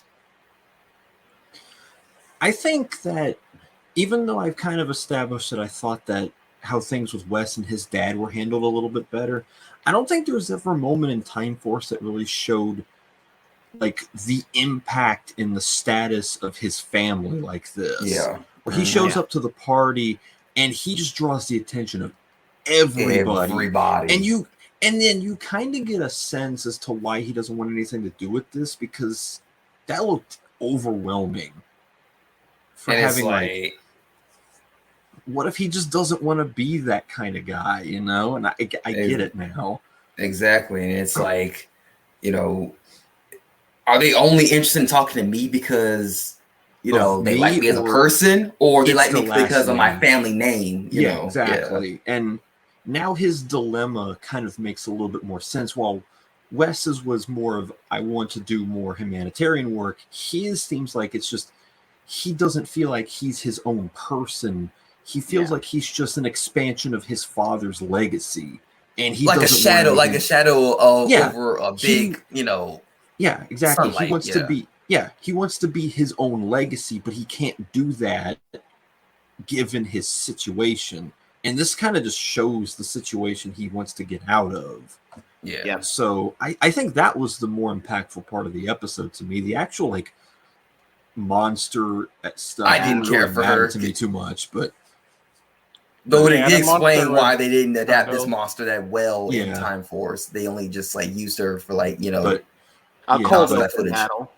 yeah, but the stuff involving Tatsu's like family and everything, like him standing up to his dad and everything like that was the good stuff in this episode. Mhm. What do you think, Riz? I'm gonna say that I thought, like Patrick said, we get more of the family stakes here, and I thought that was really handled well. So part of my concern walking into this episode was, up until this point, I've been getting the foundation to be concerned that this Sentai might turn into a red-centric only kind of thing. Because Tatsuya kind of has some traits of being red-centric, but the impact of his family, like you said, Patrick, that kind of sold it to me more to make it interesting. But the entire Lord Ar's criminal thing or whatever Yeah, they're doing, I didn't really care for that. It brought it down, honestly. Like, Yeah. the only part of It's this like I they- like was just seeing the family interaction. Yeah, it's like they wanted to focus more on the monster plot, but the family plot was a lot more interesting. Yeah. And again, this is another opportunity where Kobayashi could have done something really awesome here and did a full episode digging into it, getting some real family drama, maybe a mental breakdown, some tears, some blood, you know, standard fare for character I development. feel like we'll get that later, but I hope so, because Yeah. Yeah, it's there. Like, I mean, I feel like Tatsuya. I mean, again, even though it seems more petty, like Tatsuya's relationship with his dad is still handled. Maybe not necessarily as good as Wes and Mr. Collins, but still pretty decently. Like, I mean, it's handled well enough to make me like it. But yeah. the monster of the week in this brought it down so much because I couldn't. I'll be honest with you, I wanted to skip some of the monster fight scenes in here and some of the monster interactions. I didn't do it, but I really wanted to skip around. like when I originally wrote up like my notes, like I probably considered this the weakest episode, but what Patrick said makes me bring it up a little bit more, but I would still consider it the weakest of this batch just because the monster plot does bog it down a little bit. What are you thinking? I mean, it. The only thing I'll say about the monster plot is that like it's one of the first times where like the monster of the week did not want to be giant, and I was like, okay, that's pretty interesting. Like, you know, Yeah, I thought that was funny. I was like, oh, if we freeze you, you can go back to your normal size. Okay, but that looks like it hurts. Well, then I'll just prick you a little. We'll do bit. it gently. We'll do it gently. We'll do it. I love how he was even motioning with the time sword. Use this little tiny like pet swipe or something. that was just a funny visual gag, but yeah. I That was a originally highlight. gave this a 7.5. Maybe I'll give it an 8 just because of the Tatsuya family stuff. I think that's good enough to give it an 8 in my book. Yeah, because we aren't necessarily saying that Tatsuya is like a bad character per se, but like if we give us stuff like this, we can actually appreciate him.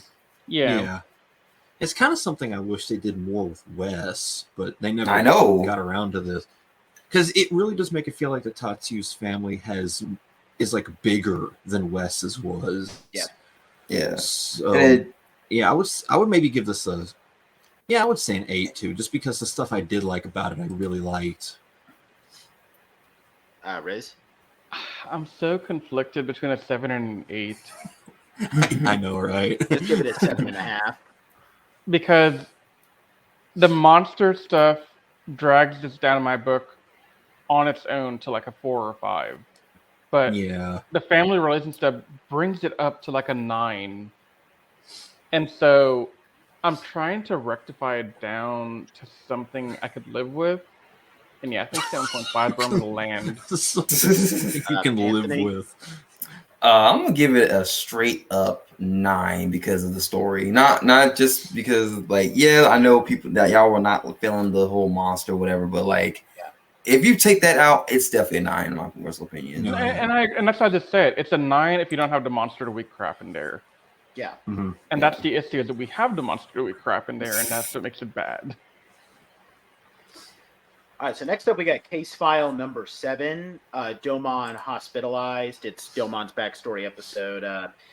So this episode, Domon has a memory malfunction because I forgot to mention when they originally traveled through time, the 4 Time Rangers besides Tatsuya had went through some a mind exercise where they're familiarized with all the history regarding the 21st century, and that malfunctions in Domon, and he thinks he's still in the year 3000, and that causes him to just kind of deal with I guess I don't know what we could say. I mean, just some weird mental issue or something. What I know, remember when I watched this episode, Tact explained that, sometimes there's a backlash, you'll have a time, the thing's called time displacement, where you'll think that, oh, I'm still in the year 3000, even though I'm in the year 2000, because it's remember, a mental relapse. They are given a ton of information real fast. So if anything, if this was one of us dealing with this, we would have just had a brain malfunction, and we would have wow, that's a lot of information. It's cerebral overload. Yeah, it is a thing. I just wish that Time Force kind of would have done this too. Not this extreme, but just this kind of get them how their bodies would react to being in a different timeline. Or their minds would, at least. Mm-hmm. Because they already had a set of clothes for them already, whereas Time Force, they had to kind of just find stuff in the clock tower, Clothes. Yeah. But a little bit on Domon's backstory. He comes from a big family. He lived with his parents. He had 7 siblings, and his grandparents also lived with them. He really misses his family. And to the point where he lashes out at Tatsuya because he thinks that Tatsuya is Captain Ryuya at one point. And he's really scared that he'll never see his family again. And he actually starts crying at one point when he sees this sunset, because it reminds him of when he would watch the sunset with his family. Other than that, we're shown a flashback of him at one of his fighting matches. They apparently established in the first episode that he used to be a pro fighter, but he got fired because he kept showing up to matches late because he was constantly chasing women, which that's classic Domo. But what do we think of this episode? Anybody? I'm gonna go first. Yeah, go ahead. All right. This is the best episode I've watched in the damn season so far. Yes, I agree. Thank you. Riz. Thank you, Riz. Yes. Nothing else in this batch of 10 episodes comes close to the emotion here. Yes. Even episode 10. I'm sorry. I'm gonna say this right now. That shot where they had him staring at the sun, and he was like, "It's like I'm back home, dude." I was this close to crying. Me too, man. I was this close. Oh, that hit me on a personal level. Yeah. Okay, so when the episode began, again, my concern was Tatsuya once again will try and become the focus of attention, but he didn't, and I'm really happy for that. Mm-hmm. Because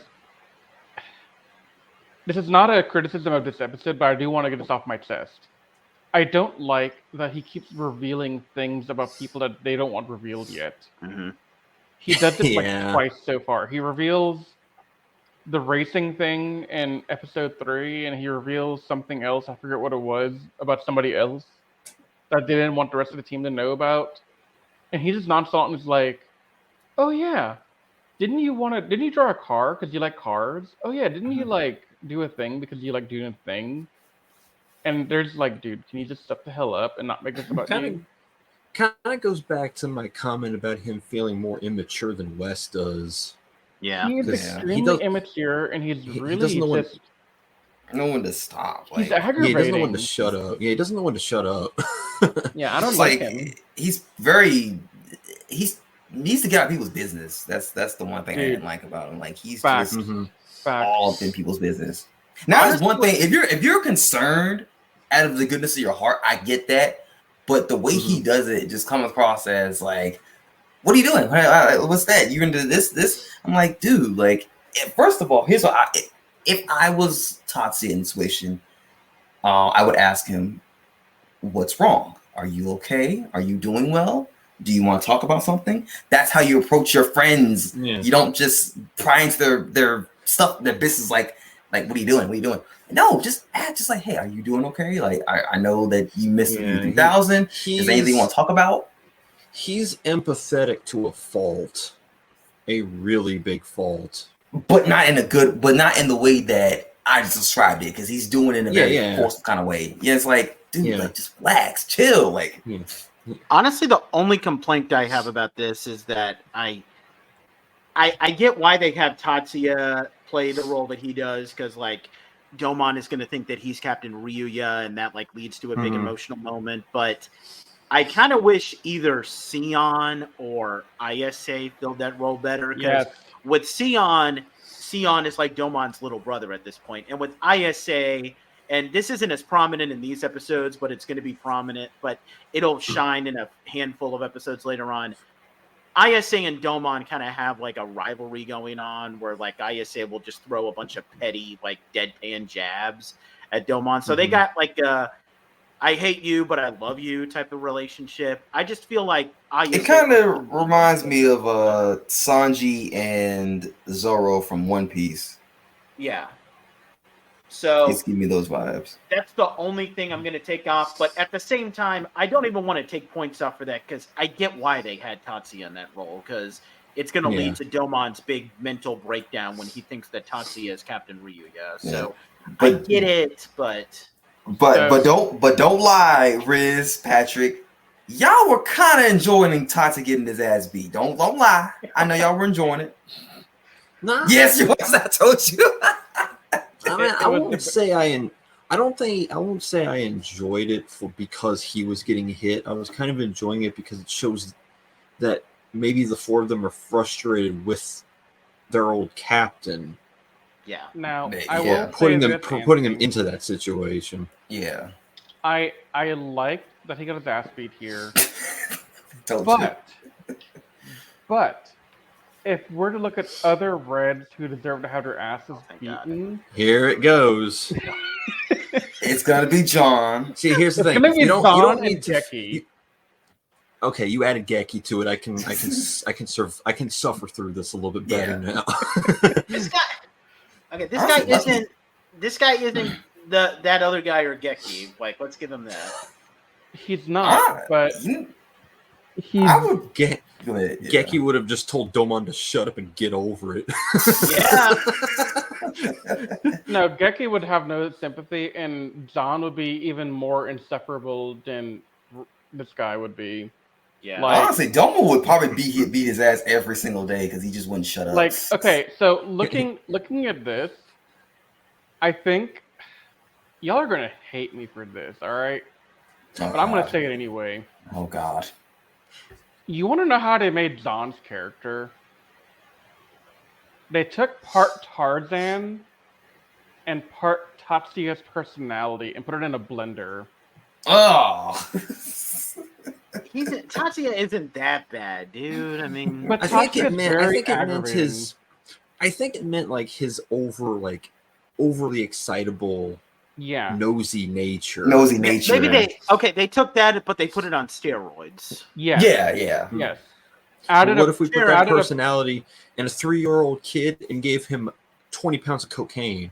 Yeah. What do we want to give this out of 10, though, guys? 9.5. 10 out of 10. Honestly, I give it a 9 because I do think this episode suffers from the same problem that the last one did, where I don't care about the monster of the week part. Yeah, but in this case, I can give it a 9.5 because I don't care what demonstrated even comment on it. It's like, I don't care about the crazy surgeon, okay? This Domon thing is making me sad. Well, it helps because he's hospitalized, so like it would make sense to have a hospital monster, work on him. Thankfully, he didn't. it really does feel like this season is doing a good job of trying to do its characters, but it remembers that it has to do Super Sentai stuff. Yeah. Yeah. No. Yeah. It remembers it has characters halfway through and is like, oh wait, I'm supposed to be doing Sentai stuff, but here's some great characters. Yeah. Yeah. And so it fails to do both of them together. Like, I have not seen a single episode where I like the monster stuff and the story stuff. Mm-hmm. Yeah, it's not like in Shinkenja where the monsters kind of played into the characters, character development stuff, You don't have people crying in a river to make the monster grow. Yeah. Yeah, but it just doesn't feel like the two things have really, they kind of clash sometimes. It's a problem with the show up to this point. I should probably know the answer to this, but this is the same writer as Shinkenja, right? Yeah. Yeah. Okay. At least time has been on her side for future iterations of her writing. Yeah. Mm-hmm. Because I can honestly think that Ginga Man probably got off to Ginga Man was before this, and that was her first season. And I think that season got off to a better start than Timeranger Honestly, did. I feel like she gets better as this season goes on. I see the problems that you have with it, but I feel like she'll get. I mean, I feel like she ultimately still. I would honestly argue that when it comes to the characters, even though it didn't get off to the best start in the first episode, I feel like her character writing is still showing pretty strong. Yeah. I'm not questioning that, because that's something I'm going to bring up later, that these characters are crapping over the Time Force cast for the most part, but it just feels like the pacing and the fluidity of everything was better in Ginga Man through 2 episodes. Yeah, I can give you that. All right, want to move on? Yeah. By the way, I would give this a 9 out of 10 too. But okay, that's we get a filler episode, an explosion of the arts. This episode is pretty much the Time Rangers. They encounter an artist who is struggling and unknown at the time, but apparently in the future he'll go on to be one of the most famous artists of all time. And he becomes a target of the Londars. The only notable thing I want to bring up about this is, and we're going to see this pretty commonly.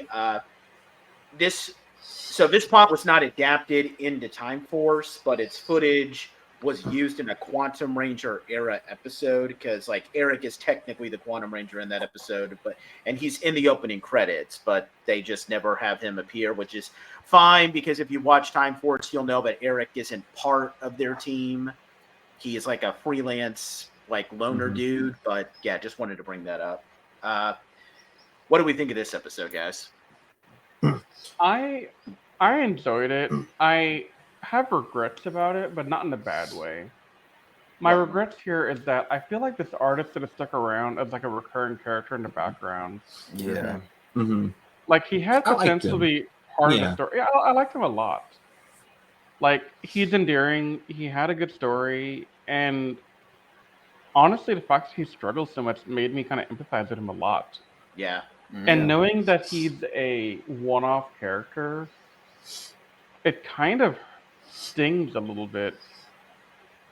It's like, no, I need more. Like, I like him better than I like some of the characters in Time Ranger right now.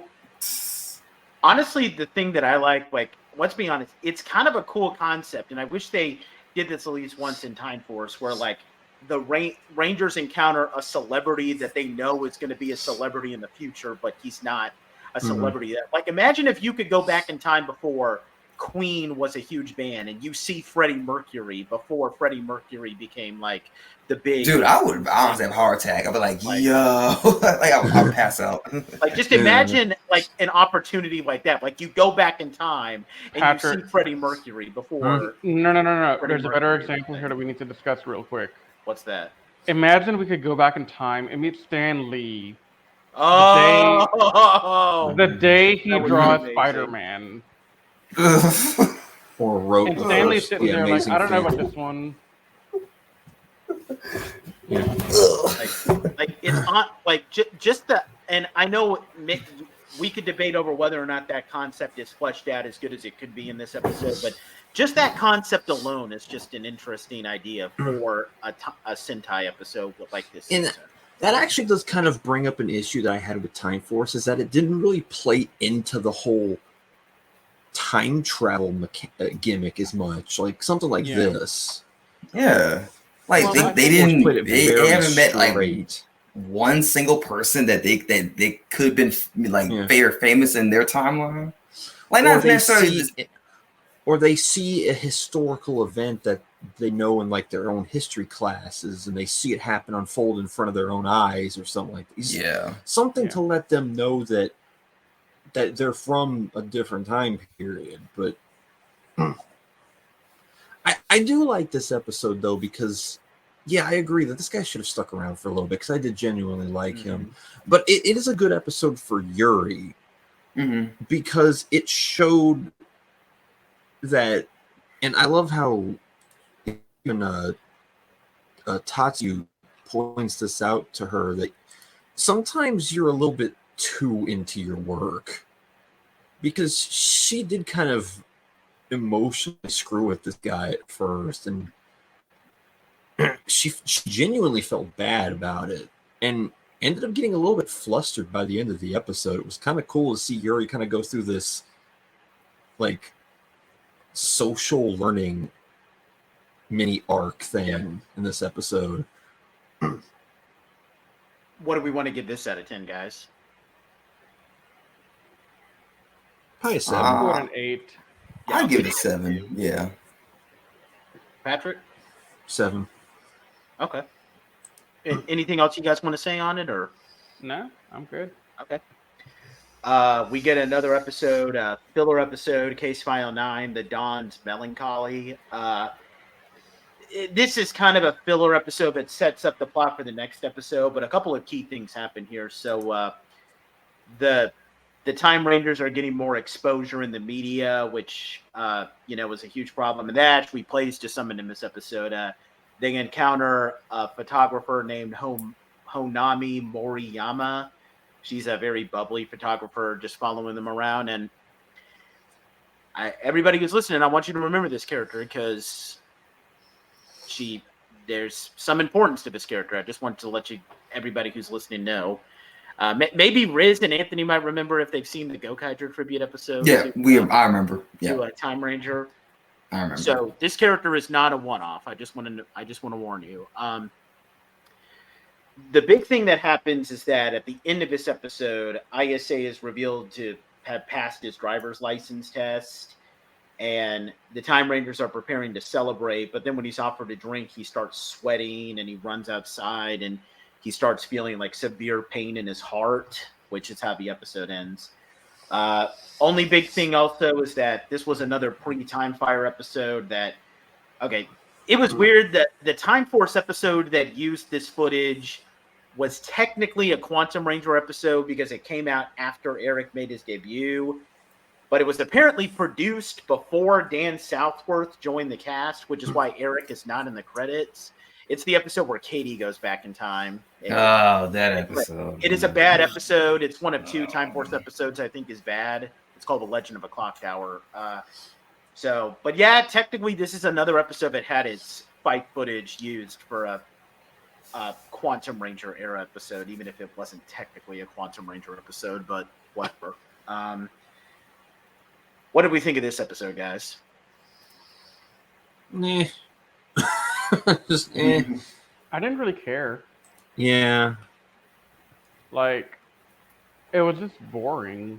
No. Yeah, this might actually be the one that I would call the weakest. Maybe I liked it at first when I watched it because of like the implications it gives to the next episode. But if I remove that, then this episode is just yeah. I somewhat see it differently. Go for it.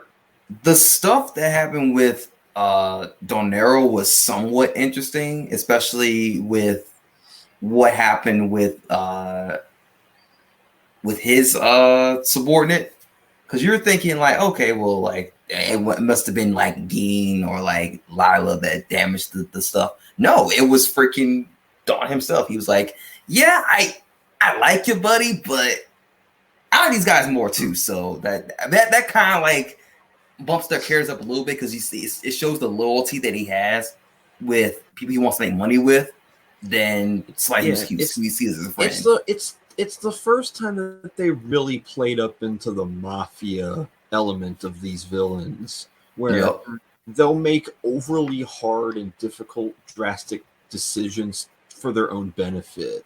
Exactly. And because from how Dawn and him were talking, you would think that they would never betray each other, but then Dawn kind of makes a point where it's like, well, I need the people around me who can keep me alive the longest, and you're not it. And you're going to draw a wedge in with the people who can keep me alive, so I need to get rid of you. That part. It's just, if they really, really played into their mafia, feeling and everything, these guys would probably be a little bit more interesting, but yeah. I want to I want to give this a bit. Usually with episodes that are boring like this, I give it a 5. I want to up it just a little bit because it does it foreshadows something that plays into the next episode. I'm gonna give it a 7, but I do admit that it probably deserves less than that. No, I can't do that, Nate. I know what you're trying to do, but that's like a 4. Okay, fair enough. I'm gonna give it a 7 because of what I just talked about. If it wasn't for that, I also would have given it a 4 too. That's the only reason I'm giving it a 7. I'll give it brownie points because it's the first time the villains have been interesting-ish. Yeah, this season. Yeah. I mean, yeah, but it's just not executed well. No, but I see it differently, but it's fine though. What are you giving, Patrick? 6. Okay. All right. Final case file here. We do apologize that this has gone on a bit longer, but this is kind of par for the course with our opening podcast for Sentai's. Case file 10, to escape to tomorrow.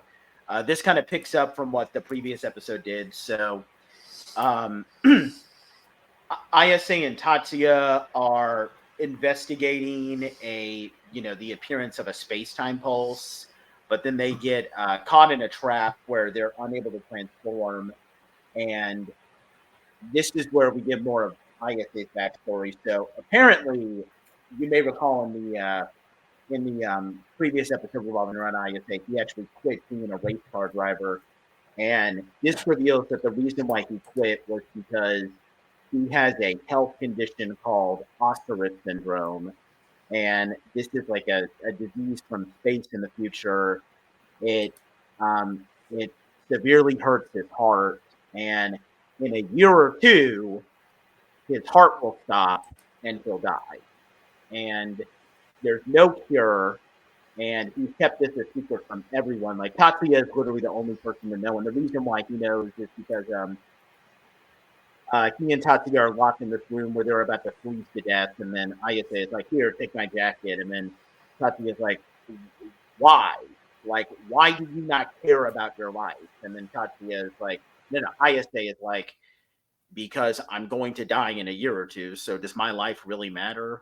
Like, pretty deep stuff, honestly. And then with, but, he gets a little bit of encouragement from Tatsuya because the reason why Tatsuya is saying, like, you can make your own future and change the future, Ayase is like, okay, maybe I will die, but I'm not going to die. I'm going to make my own future.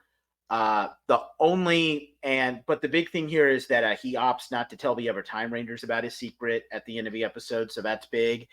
And only other thing is that, again, if you've seen Time Force, you'll know this was not adapted into Time Force, which I don't know if I kind of wish that it was, in all honesty, and the footage, this was another episode where they used like cold open footage, like they used it at the beginning of Full Exposure, and also that episode where they get trapped in the mirrors. So this is just another Time Force episode that had its footage used for a cold open.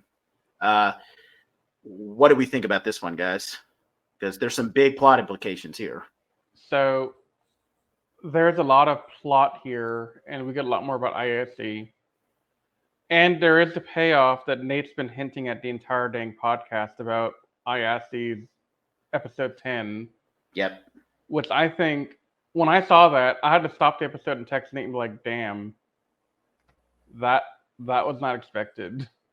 Mm-hmm. if it wasn't for his personal story, the monster stuff again is not interesting to me. Yeah, I know the monster stuff does bog some of these episodes down. And like, I don't know, I'm gonna stop like trying to parrot the same thing over and over again, but these monster things need to be better integrated in because this is such a powerful episode, but it's bogged down with stupid monster stuff. Yeah. Yeah, which is genuinely kind of confusing because the other 2 seasons she's done, that I've seen all the way through, Gingaman and Shinkenger, the monsters of the week are kind of integrated really well with their character moments in the episodes of those 2 seasons. But in this, I don't know what the heck she's doing because there's Even Go Busters was good.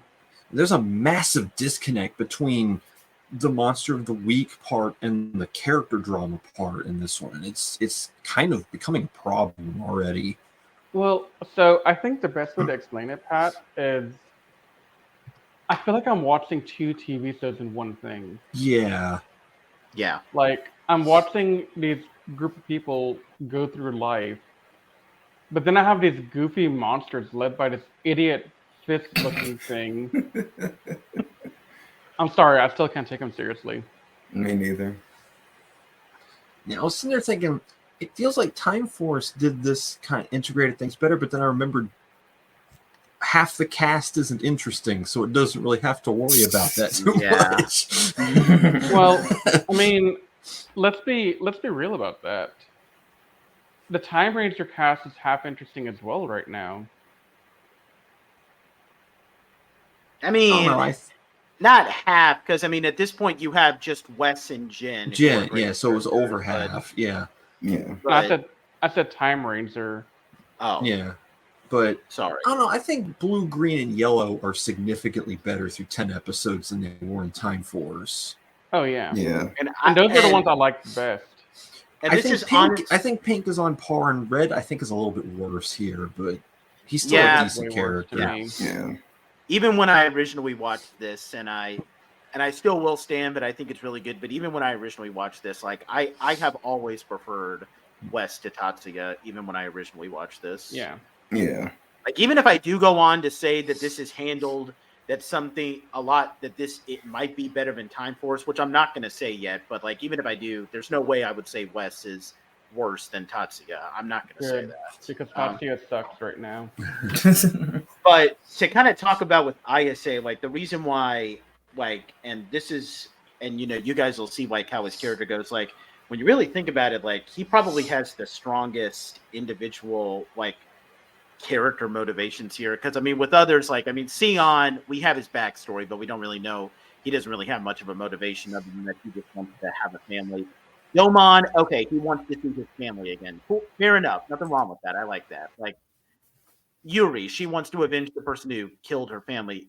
Ayase's is much bigger than that. Like he wants to find a way to live when that is like almost literally impossible. Like that takes building your own future and making your own fate. Like take a whole different meaning with the character. Yeah. Ayase's character fits time travel the best. Yeah. Like, everyone else has a generic reason for being there, in my opinion. Yeah. And I think the generic reasons are handled good, but... Oh, yeah, definitely. But ISA's thing is a whole new level, because, what... I need to find a cure. I'm going to die. Like, I'm literally going to die. Like, what can he do to get that cure? That's where the uncertainty thing is, but he has the motivation to keep going, which is just, like, that is honestly, that's probably a lot more powerful with, what I'm fighting for than... And I don't want to badmouth Time Force because it still does good, but that's a lot more powerful than, some of the stuff of, what we're fighting for a future with the individual Time Force characters. Yeah, I love how they, during their conversation when they were stuck in the freezer, where he was like, I really bought into that whole you can change your own future thing, and Tatsuya was like, I kind of just said that in the spur of the moment. I didn't really mean it. like I'd be like, I'm gonna kill you. but that line still resonated so heavy with him because when you're desperate, you look for anything you can as a way to get out of it. And man, I know that he's up to this point, he's probably been the least interesting of the 5, but this episode kind of made him the most interesting of the 5 so far. Yeah, And, because up until now, I was kind of bored by him, honestly. I was like, what is Nate talking about, man? Yeah, but this one episode, now. it's made him a character that I don't want him to fail. Like, me neither. Yeah. Well, kick everybody's butts. Kick everybody's butts, please. But the question comes back to, logically, you travel back in time, and your goal is to change the future, but you literally contracted a space virus from an alien or something. I don't think you're going to find a cure in the past. That's what makes his journey all the more complicated, and like, that's what. And I'm not saying it's a bad thing. I'm just saying that that's an issue that he's going to have to overcome somehow. And I think the series is and I mean, I think he's aware of that issue, but like, this is all that he's got. Yeah. The only thing I really just want to question is like, so Lucas is kind of a combination of two of the better Time Force characters. He's got Domon's like suave, cool guy personality, and he has Lucas's racer personality. How do you take a character who's a combination of two really interesting characters and make him the most boring character in his season? I don't know. I don't get that. And I know that like you guys haven't seen these characters all the way through, but I mean, you guys think that they're interesting enough, so I feel like I can say that now because that always annoys me. You take him and you make him a combination of two really good characters, like Domon plus Ayase. That would probably mean a good thing. Yeah. Nope. One of the most boring characters in Power Rangers. Yeah, that's definitely been one of the things that's made Time Force slip for me a little bit over the recent years is the fact that outside of Wes, Jen, and Eric, the other three are just who cares? They're just there. Yeah. I'll defend Katie a little bit, and I think Trip deserves some defense. But I mean, I like Trip as a I like Trip's personality, but still as a character, there wasn't much more to him than. Is Trip a top 10? Bland. Is he a top 10 Green/Black Ranger? No. Okay, top 10, maybe top 5. Not top 5, but no, I don't know about top 10. And Katie, as much as I want to defend her, she's not. Maybe I would put her top 10 for selfish reasons, but if I'm being realistic, she's not top 10. She's not even top 10. I'm sorry. We're sorry, Deborah Phillips. She's gonna be like, she's a fantastic actress. She's a fantastic human being. We love her to death, but I blame the writers did not do your character justice. Just the writers did not do your character justice. And what's funny is that with Katie, they established that she has a big family too in that one episode, but like it feels just so much more emotional for Domon, while here it's just that one episode where they established that she has a big family that she wants to get back to, and then that's never touched upon again for the rest of the series. But here you actually get like this character's actual like background, how he's feeling, and the fact that he gives that homesickness I wish Katie would have had, and it to another level, and I really appreciate it. But before we could talk a little bit more about characters in a second, but just to wrap up the episode review, what would we give Case File 10 out of 10? Probably 9. 9. I give it a 9 too. Yeah, I'm gonna give it a 9.5 just because I love ISA. 10. Actually, yeah, I might give this a 10 because I was expecting you to give it 10 after all the hyping you've been doing to me. Yeah, well, I'm glad that you guys can at least buy. I mean, I'm glad at least Riz, bought into the hype. Like, you see what I was talking about now. So. I mean, I see the struggle that his character has to go through, and I really feel for him here. It's difficult. Yeah. I just want to see what they do with this going forward. Yeah. I hope they don't just bring this up to establish it, and then it's like barely touched upon anymore. Yeah. I get a feeling from the way Nate talks about it, it's not going to go away like that quickly. Yeah, I mean, yeah, they're not going to resolve it in like midway through the series or anything. Yeah. So we don't really. I mean, we've kind of given our overall early thoughts that Time Force has a much better first impression. We don't have to talk about the villains because they're not really that great so far. They're terrible. They're Get 'em outta easily here. the weakest part of Time Ranger in 10 episodes. Yeah. For now, we'll say for now because For now. Honestly, I mean, I think Gian will bring them up a little bit in the future, but I will still say that when this season is over, I'll still maintain that you guys will love these Time Ranger characters, but honestly, I do feel that the villains are the weakest point of this show again. It'll take Yasuko Kobayashi's first time doing truly great villains, with technically being Shinkenger, and even then it's only just with Chuzo Fuwa, but I'll take Dokuku over. I'll take Dokuku over freaking. Dokuku is a much better main villain than Tondo Nero. Yeah, just because he's intimidating. But what do we want? What do we want to do with? And we can all, whoever wants to go first can go. How would you rank these characters from best to worst? I'll start. I'd probably go. Domon and Ayase would probably be my 1A and 1B. Okay. And then Yuri, probably Tatsuya and Shion. I don't know. That's lived through mine, but reverse Shion and Tatsuya. It's hard for me to put Shion down that low, but outside of his very heartwarming story, he's probably the one with the least interesting stuff to him right now. Yeah. Yeah. I do want to say this about Sion. I do love how we get more of a backstory about his alien background, because as much as I love Trip, all we know about Trip is he's from the planet Zybria and he has this gem on his forehead that can allow him to read minds. We never get any backstory of what it was like on Zybria. Yeah, it was a wasted potential. Yeah, and we don't even know if he's even the last person on his planet either.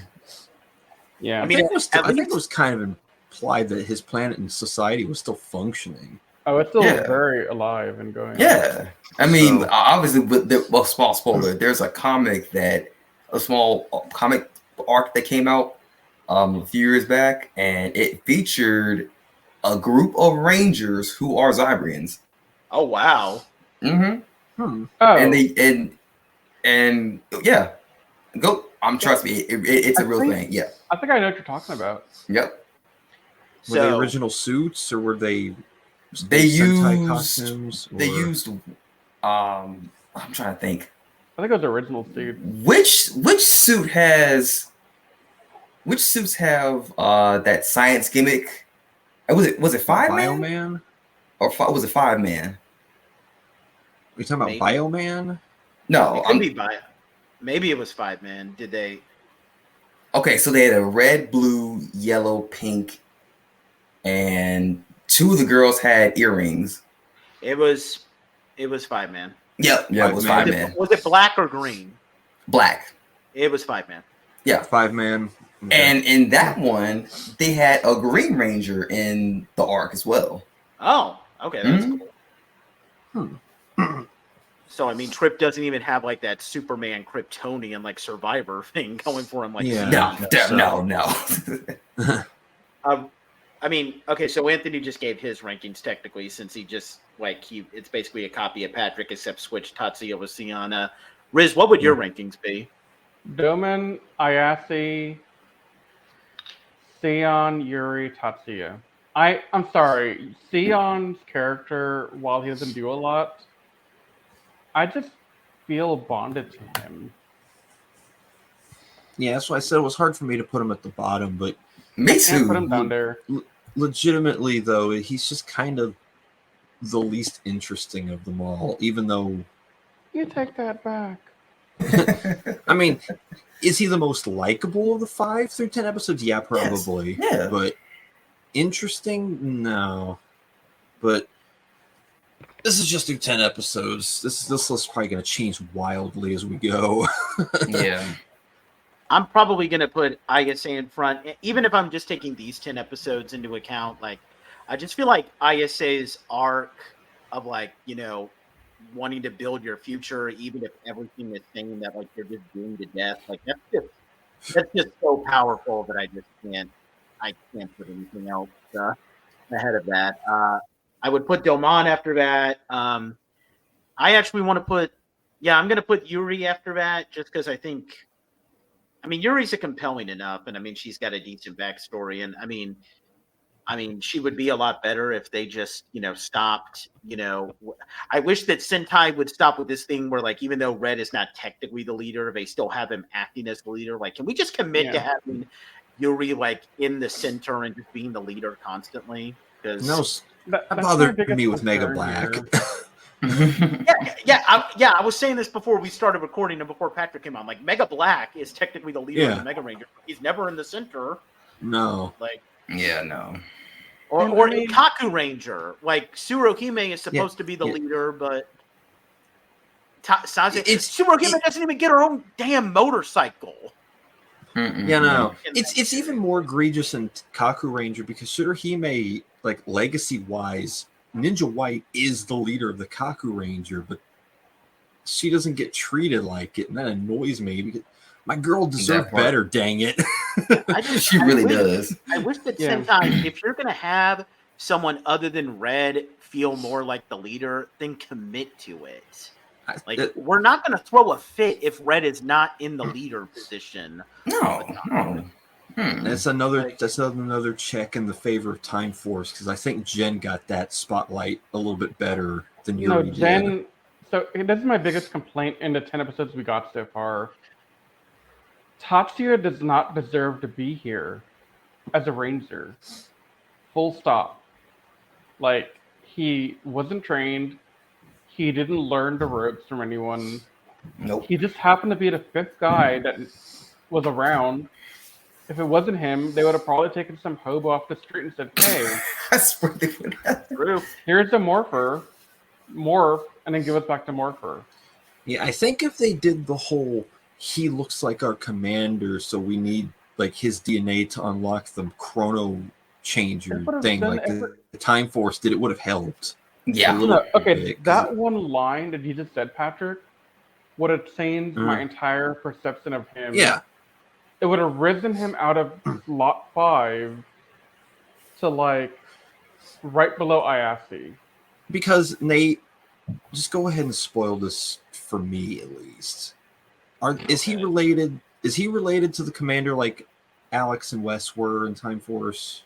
Yeah, and that's not much of a spoiler because they don't make a huge deal out of it. Like, it's so pretty much they easily could have. So they easily could have done that here too. Yeah. Yeah, like, Time Force really knew how to start this season better than Time Ranger did, didn't it? In the same way that, like, Wes being revealed to be, like, Alex's ancestor isn't really, like, it's not this big grand intro. It's not even a spoiler there. Like, they don't make a huge deal out of it. Like, you could just guess that just from watching these 10 episodes. That's so, lame. Like, that's lame. Yeah. So that and by the way, I would originally I would put Sion at the end, but the more I hear you guys talking, I realize the issues with Tatsuya. So I'm actually going to have Sion at number 4 and Tatsuya at number 5. Yes, okay. See, you get it. You get it. Look, Tatsuya, he's just there. We have a problem here, guys. He has a lot of potential to grow and become something special, but they have not started him off on the right foot at all.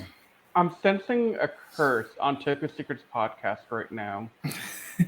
The Curse of the Red Rangers? Curse of the Red Rangers. This is the third red in a row. When we get to Ginga Man, it'll change. Oh, Ginga Man will be... You'll like... Ginga Red is such a good character. I guarantee you'll like him more than Leo. I mean, I don't know what you think. Oh, no, he is better than Leo, and it's not even close. Leo's mid. Yeah. But, yeah. No. But yeah, I mean, I can understand, like, I mean, Time Force, it's like what Riz said. I mean, you're kind of spoiled with how well Time Force handled this. And I get it. I understand. And I see the flaws with some of these, but I'll still say that I do think these 10 episodes, even though they may not do Tatsuya and maybe to a lesser extent Yuri justice, I feel like these episodes do make Domon, Ayase, and Shion out to be compelling characters. So that's what I'll say. Yeah, definitely. Like, the 3 characters that don't get any focus really in Time Force are the reasons I'm liking Timeranger at all. Yeah. Yeah. I mean, there's nothing really wrong with Yuri up to this point. It's just that Jen had a much better established beginning than she has. And the problem that we're having here is we're just spoiled by Time Force again. That's really what it is. I mean, I'm usually someone. Yuri would be a lot I'm better. usually I'm usually somebody who doesn't like to compare and contrast the two as we go, but there's enough similarities here for me to think it's warranted to do so to bring up the problems Timerangers presented early on. Yeah. And well, the problem here is you can't not compare them directly when literally they're written to be a 1-for-1 comparison. Yeah. Like, the same thing would happen if we ever do Gao Ranger and Wild Force. Same thing happened with... We're not doing that. I mean, from everything I've heard, it's just the same show, but they all speak Japanese instead of English. Yeah. And we couldn't do that with Shinkenger and Samurai because Samurai was just god-awful. And but we're not doing... I really don't want to watch Gao Ranger again. Please don't make me do that. We're going to run out of stuff to watch one day. Yeah, I know. But any other closing thoughts you want to give, guys? No. I need to go to bed. I mean, I know that I've been overly kind of pessimistic about this, but I don't think that the season is going to trip itself going forward. I just think that it's done a very kind of messy job of establishing itself. Yeah, but seeing how this writer has written... Seeing how this writer has written 2 of my favorite Sentai, because Shinkenger and Ginga Man are both like top 3 Sentais for me, I trust her to stick this landing and run its course clean. Yep. It's just, I'm a little bit shocked that it's as messy early on as it is. And I mean, having seen Shinkenger and Go Buster, I don't understand what is he doing right now. Yeah. Like, but he did so much better in those 2 Sentai, and I'm sure you're right about Ginga Man, but the first 7 episodes of Ginga Man are so good. But like, my closing thoughts here are, I'm trying to not be negative about Timeranger. I'm trying so hard, but in the end, it didn't even matter. you couldn't control yourself with that one, could you? Yeah, I know. You just had to do it. But yeah, but it's I see the... I wasn't done. Okay, go for it. I was going to say, I tried to really, be positive and be like, okay, Nate's been prophesizing that we're going to be hitting the good times in Toku Secrets from here on out.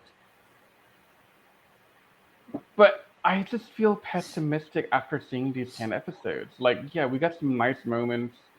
Like, the Ayase thing is not cool. I like that storyline.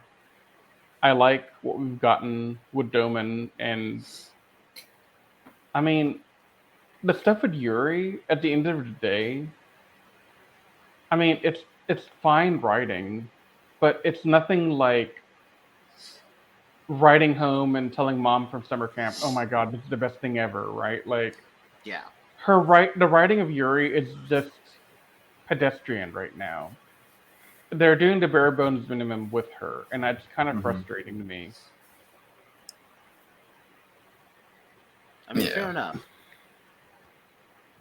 But hopefully the next match will be better. Again, I trust her to get the footing down.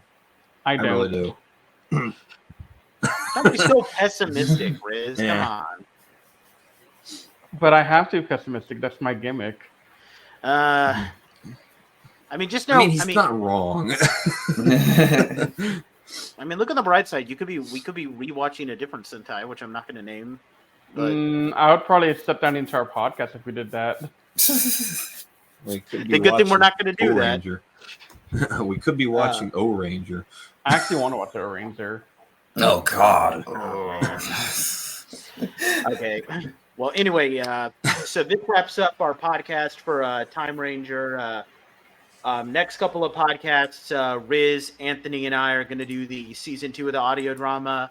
We're going to try to get Cosmic Fury done for you guys. You As got this ordering all wrong, bro. okay, then what was the next one? Literally, we're doing audio drama season 1 and 2, then dropping the Time Ranger stuff in order. Okay. Yeah. All right, then just cut out the stuff I said I about am. season 2. Okay. All right, so we're going to try to get a Cosmic Fury down because as of the recording of this, we're only like a couple of days removed from when Cosmic Fury aired. We're going to try to get that reviewed for you as soon as possible because, that's fresh on everyone's minds in the tokusatsu community. So we're going to try to get that out for you guys as soon as possible. We'll continue on with Time Ranger. We're going to look at case files 11 through 20 next time. Just continue with that. I'm not sure if we've decided which Sentai we're going to do after Time Ranger yet. I think we were going to do Ginga Man, but I thought we were going to do Ginga Man and Go Busters. It just depended on which one we chose to do.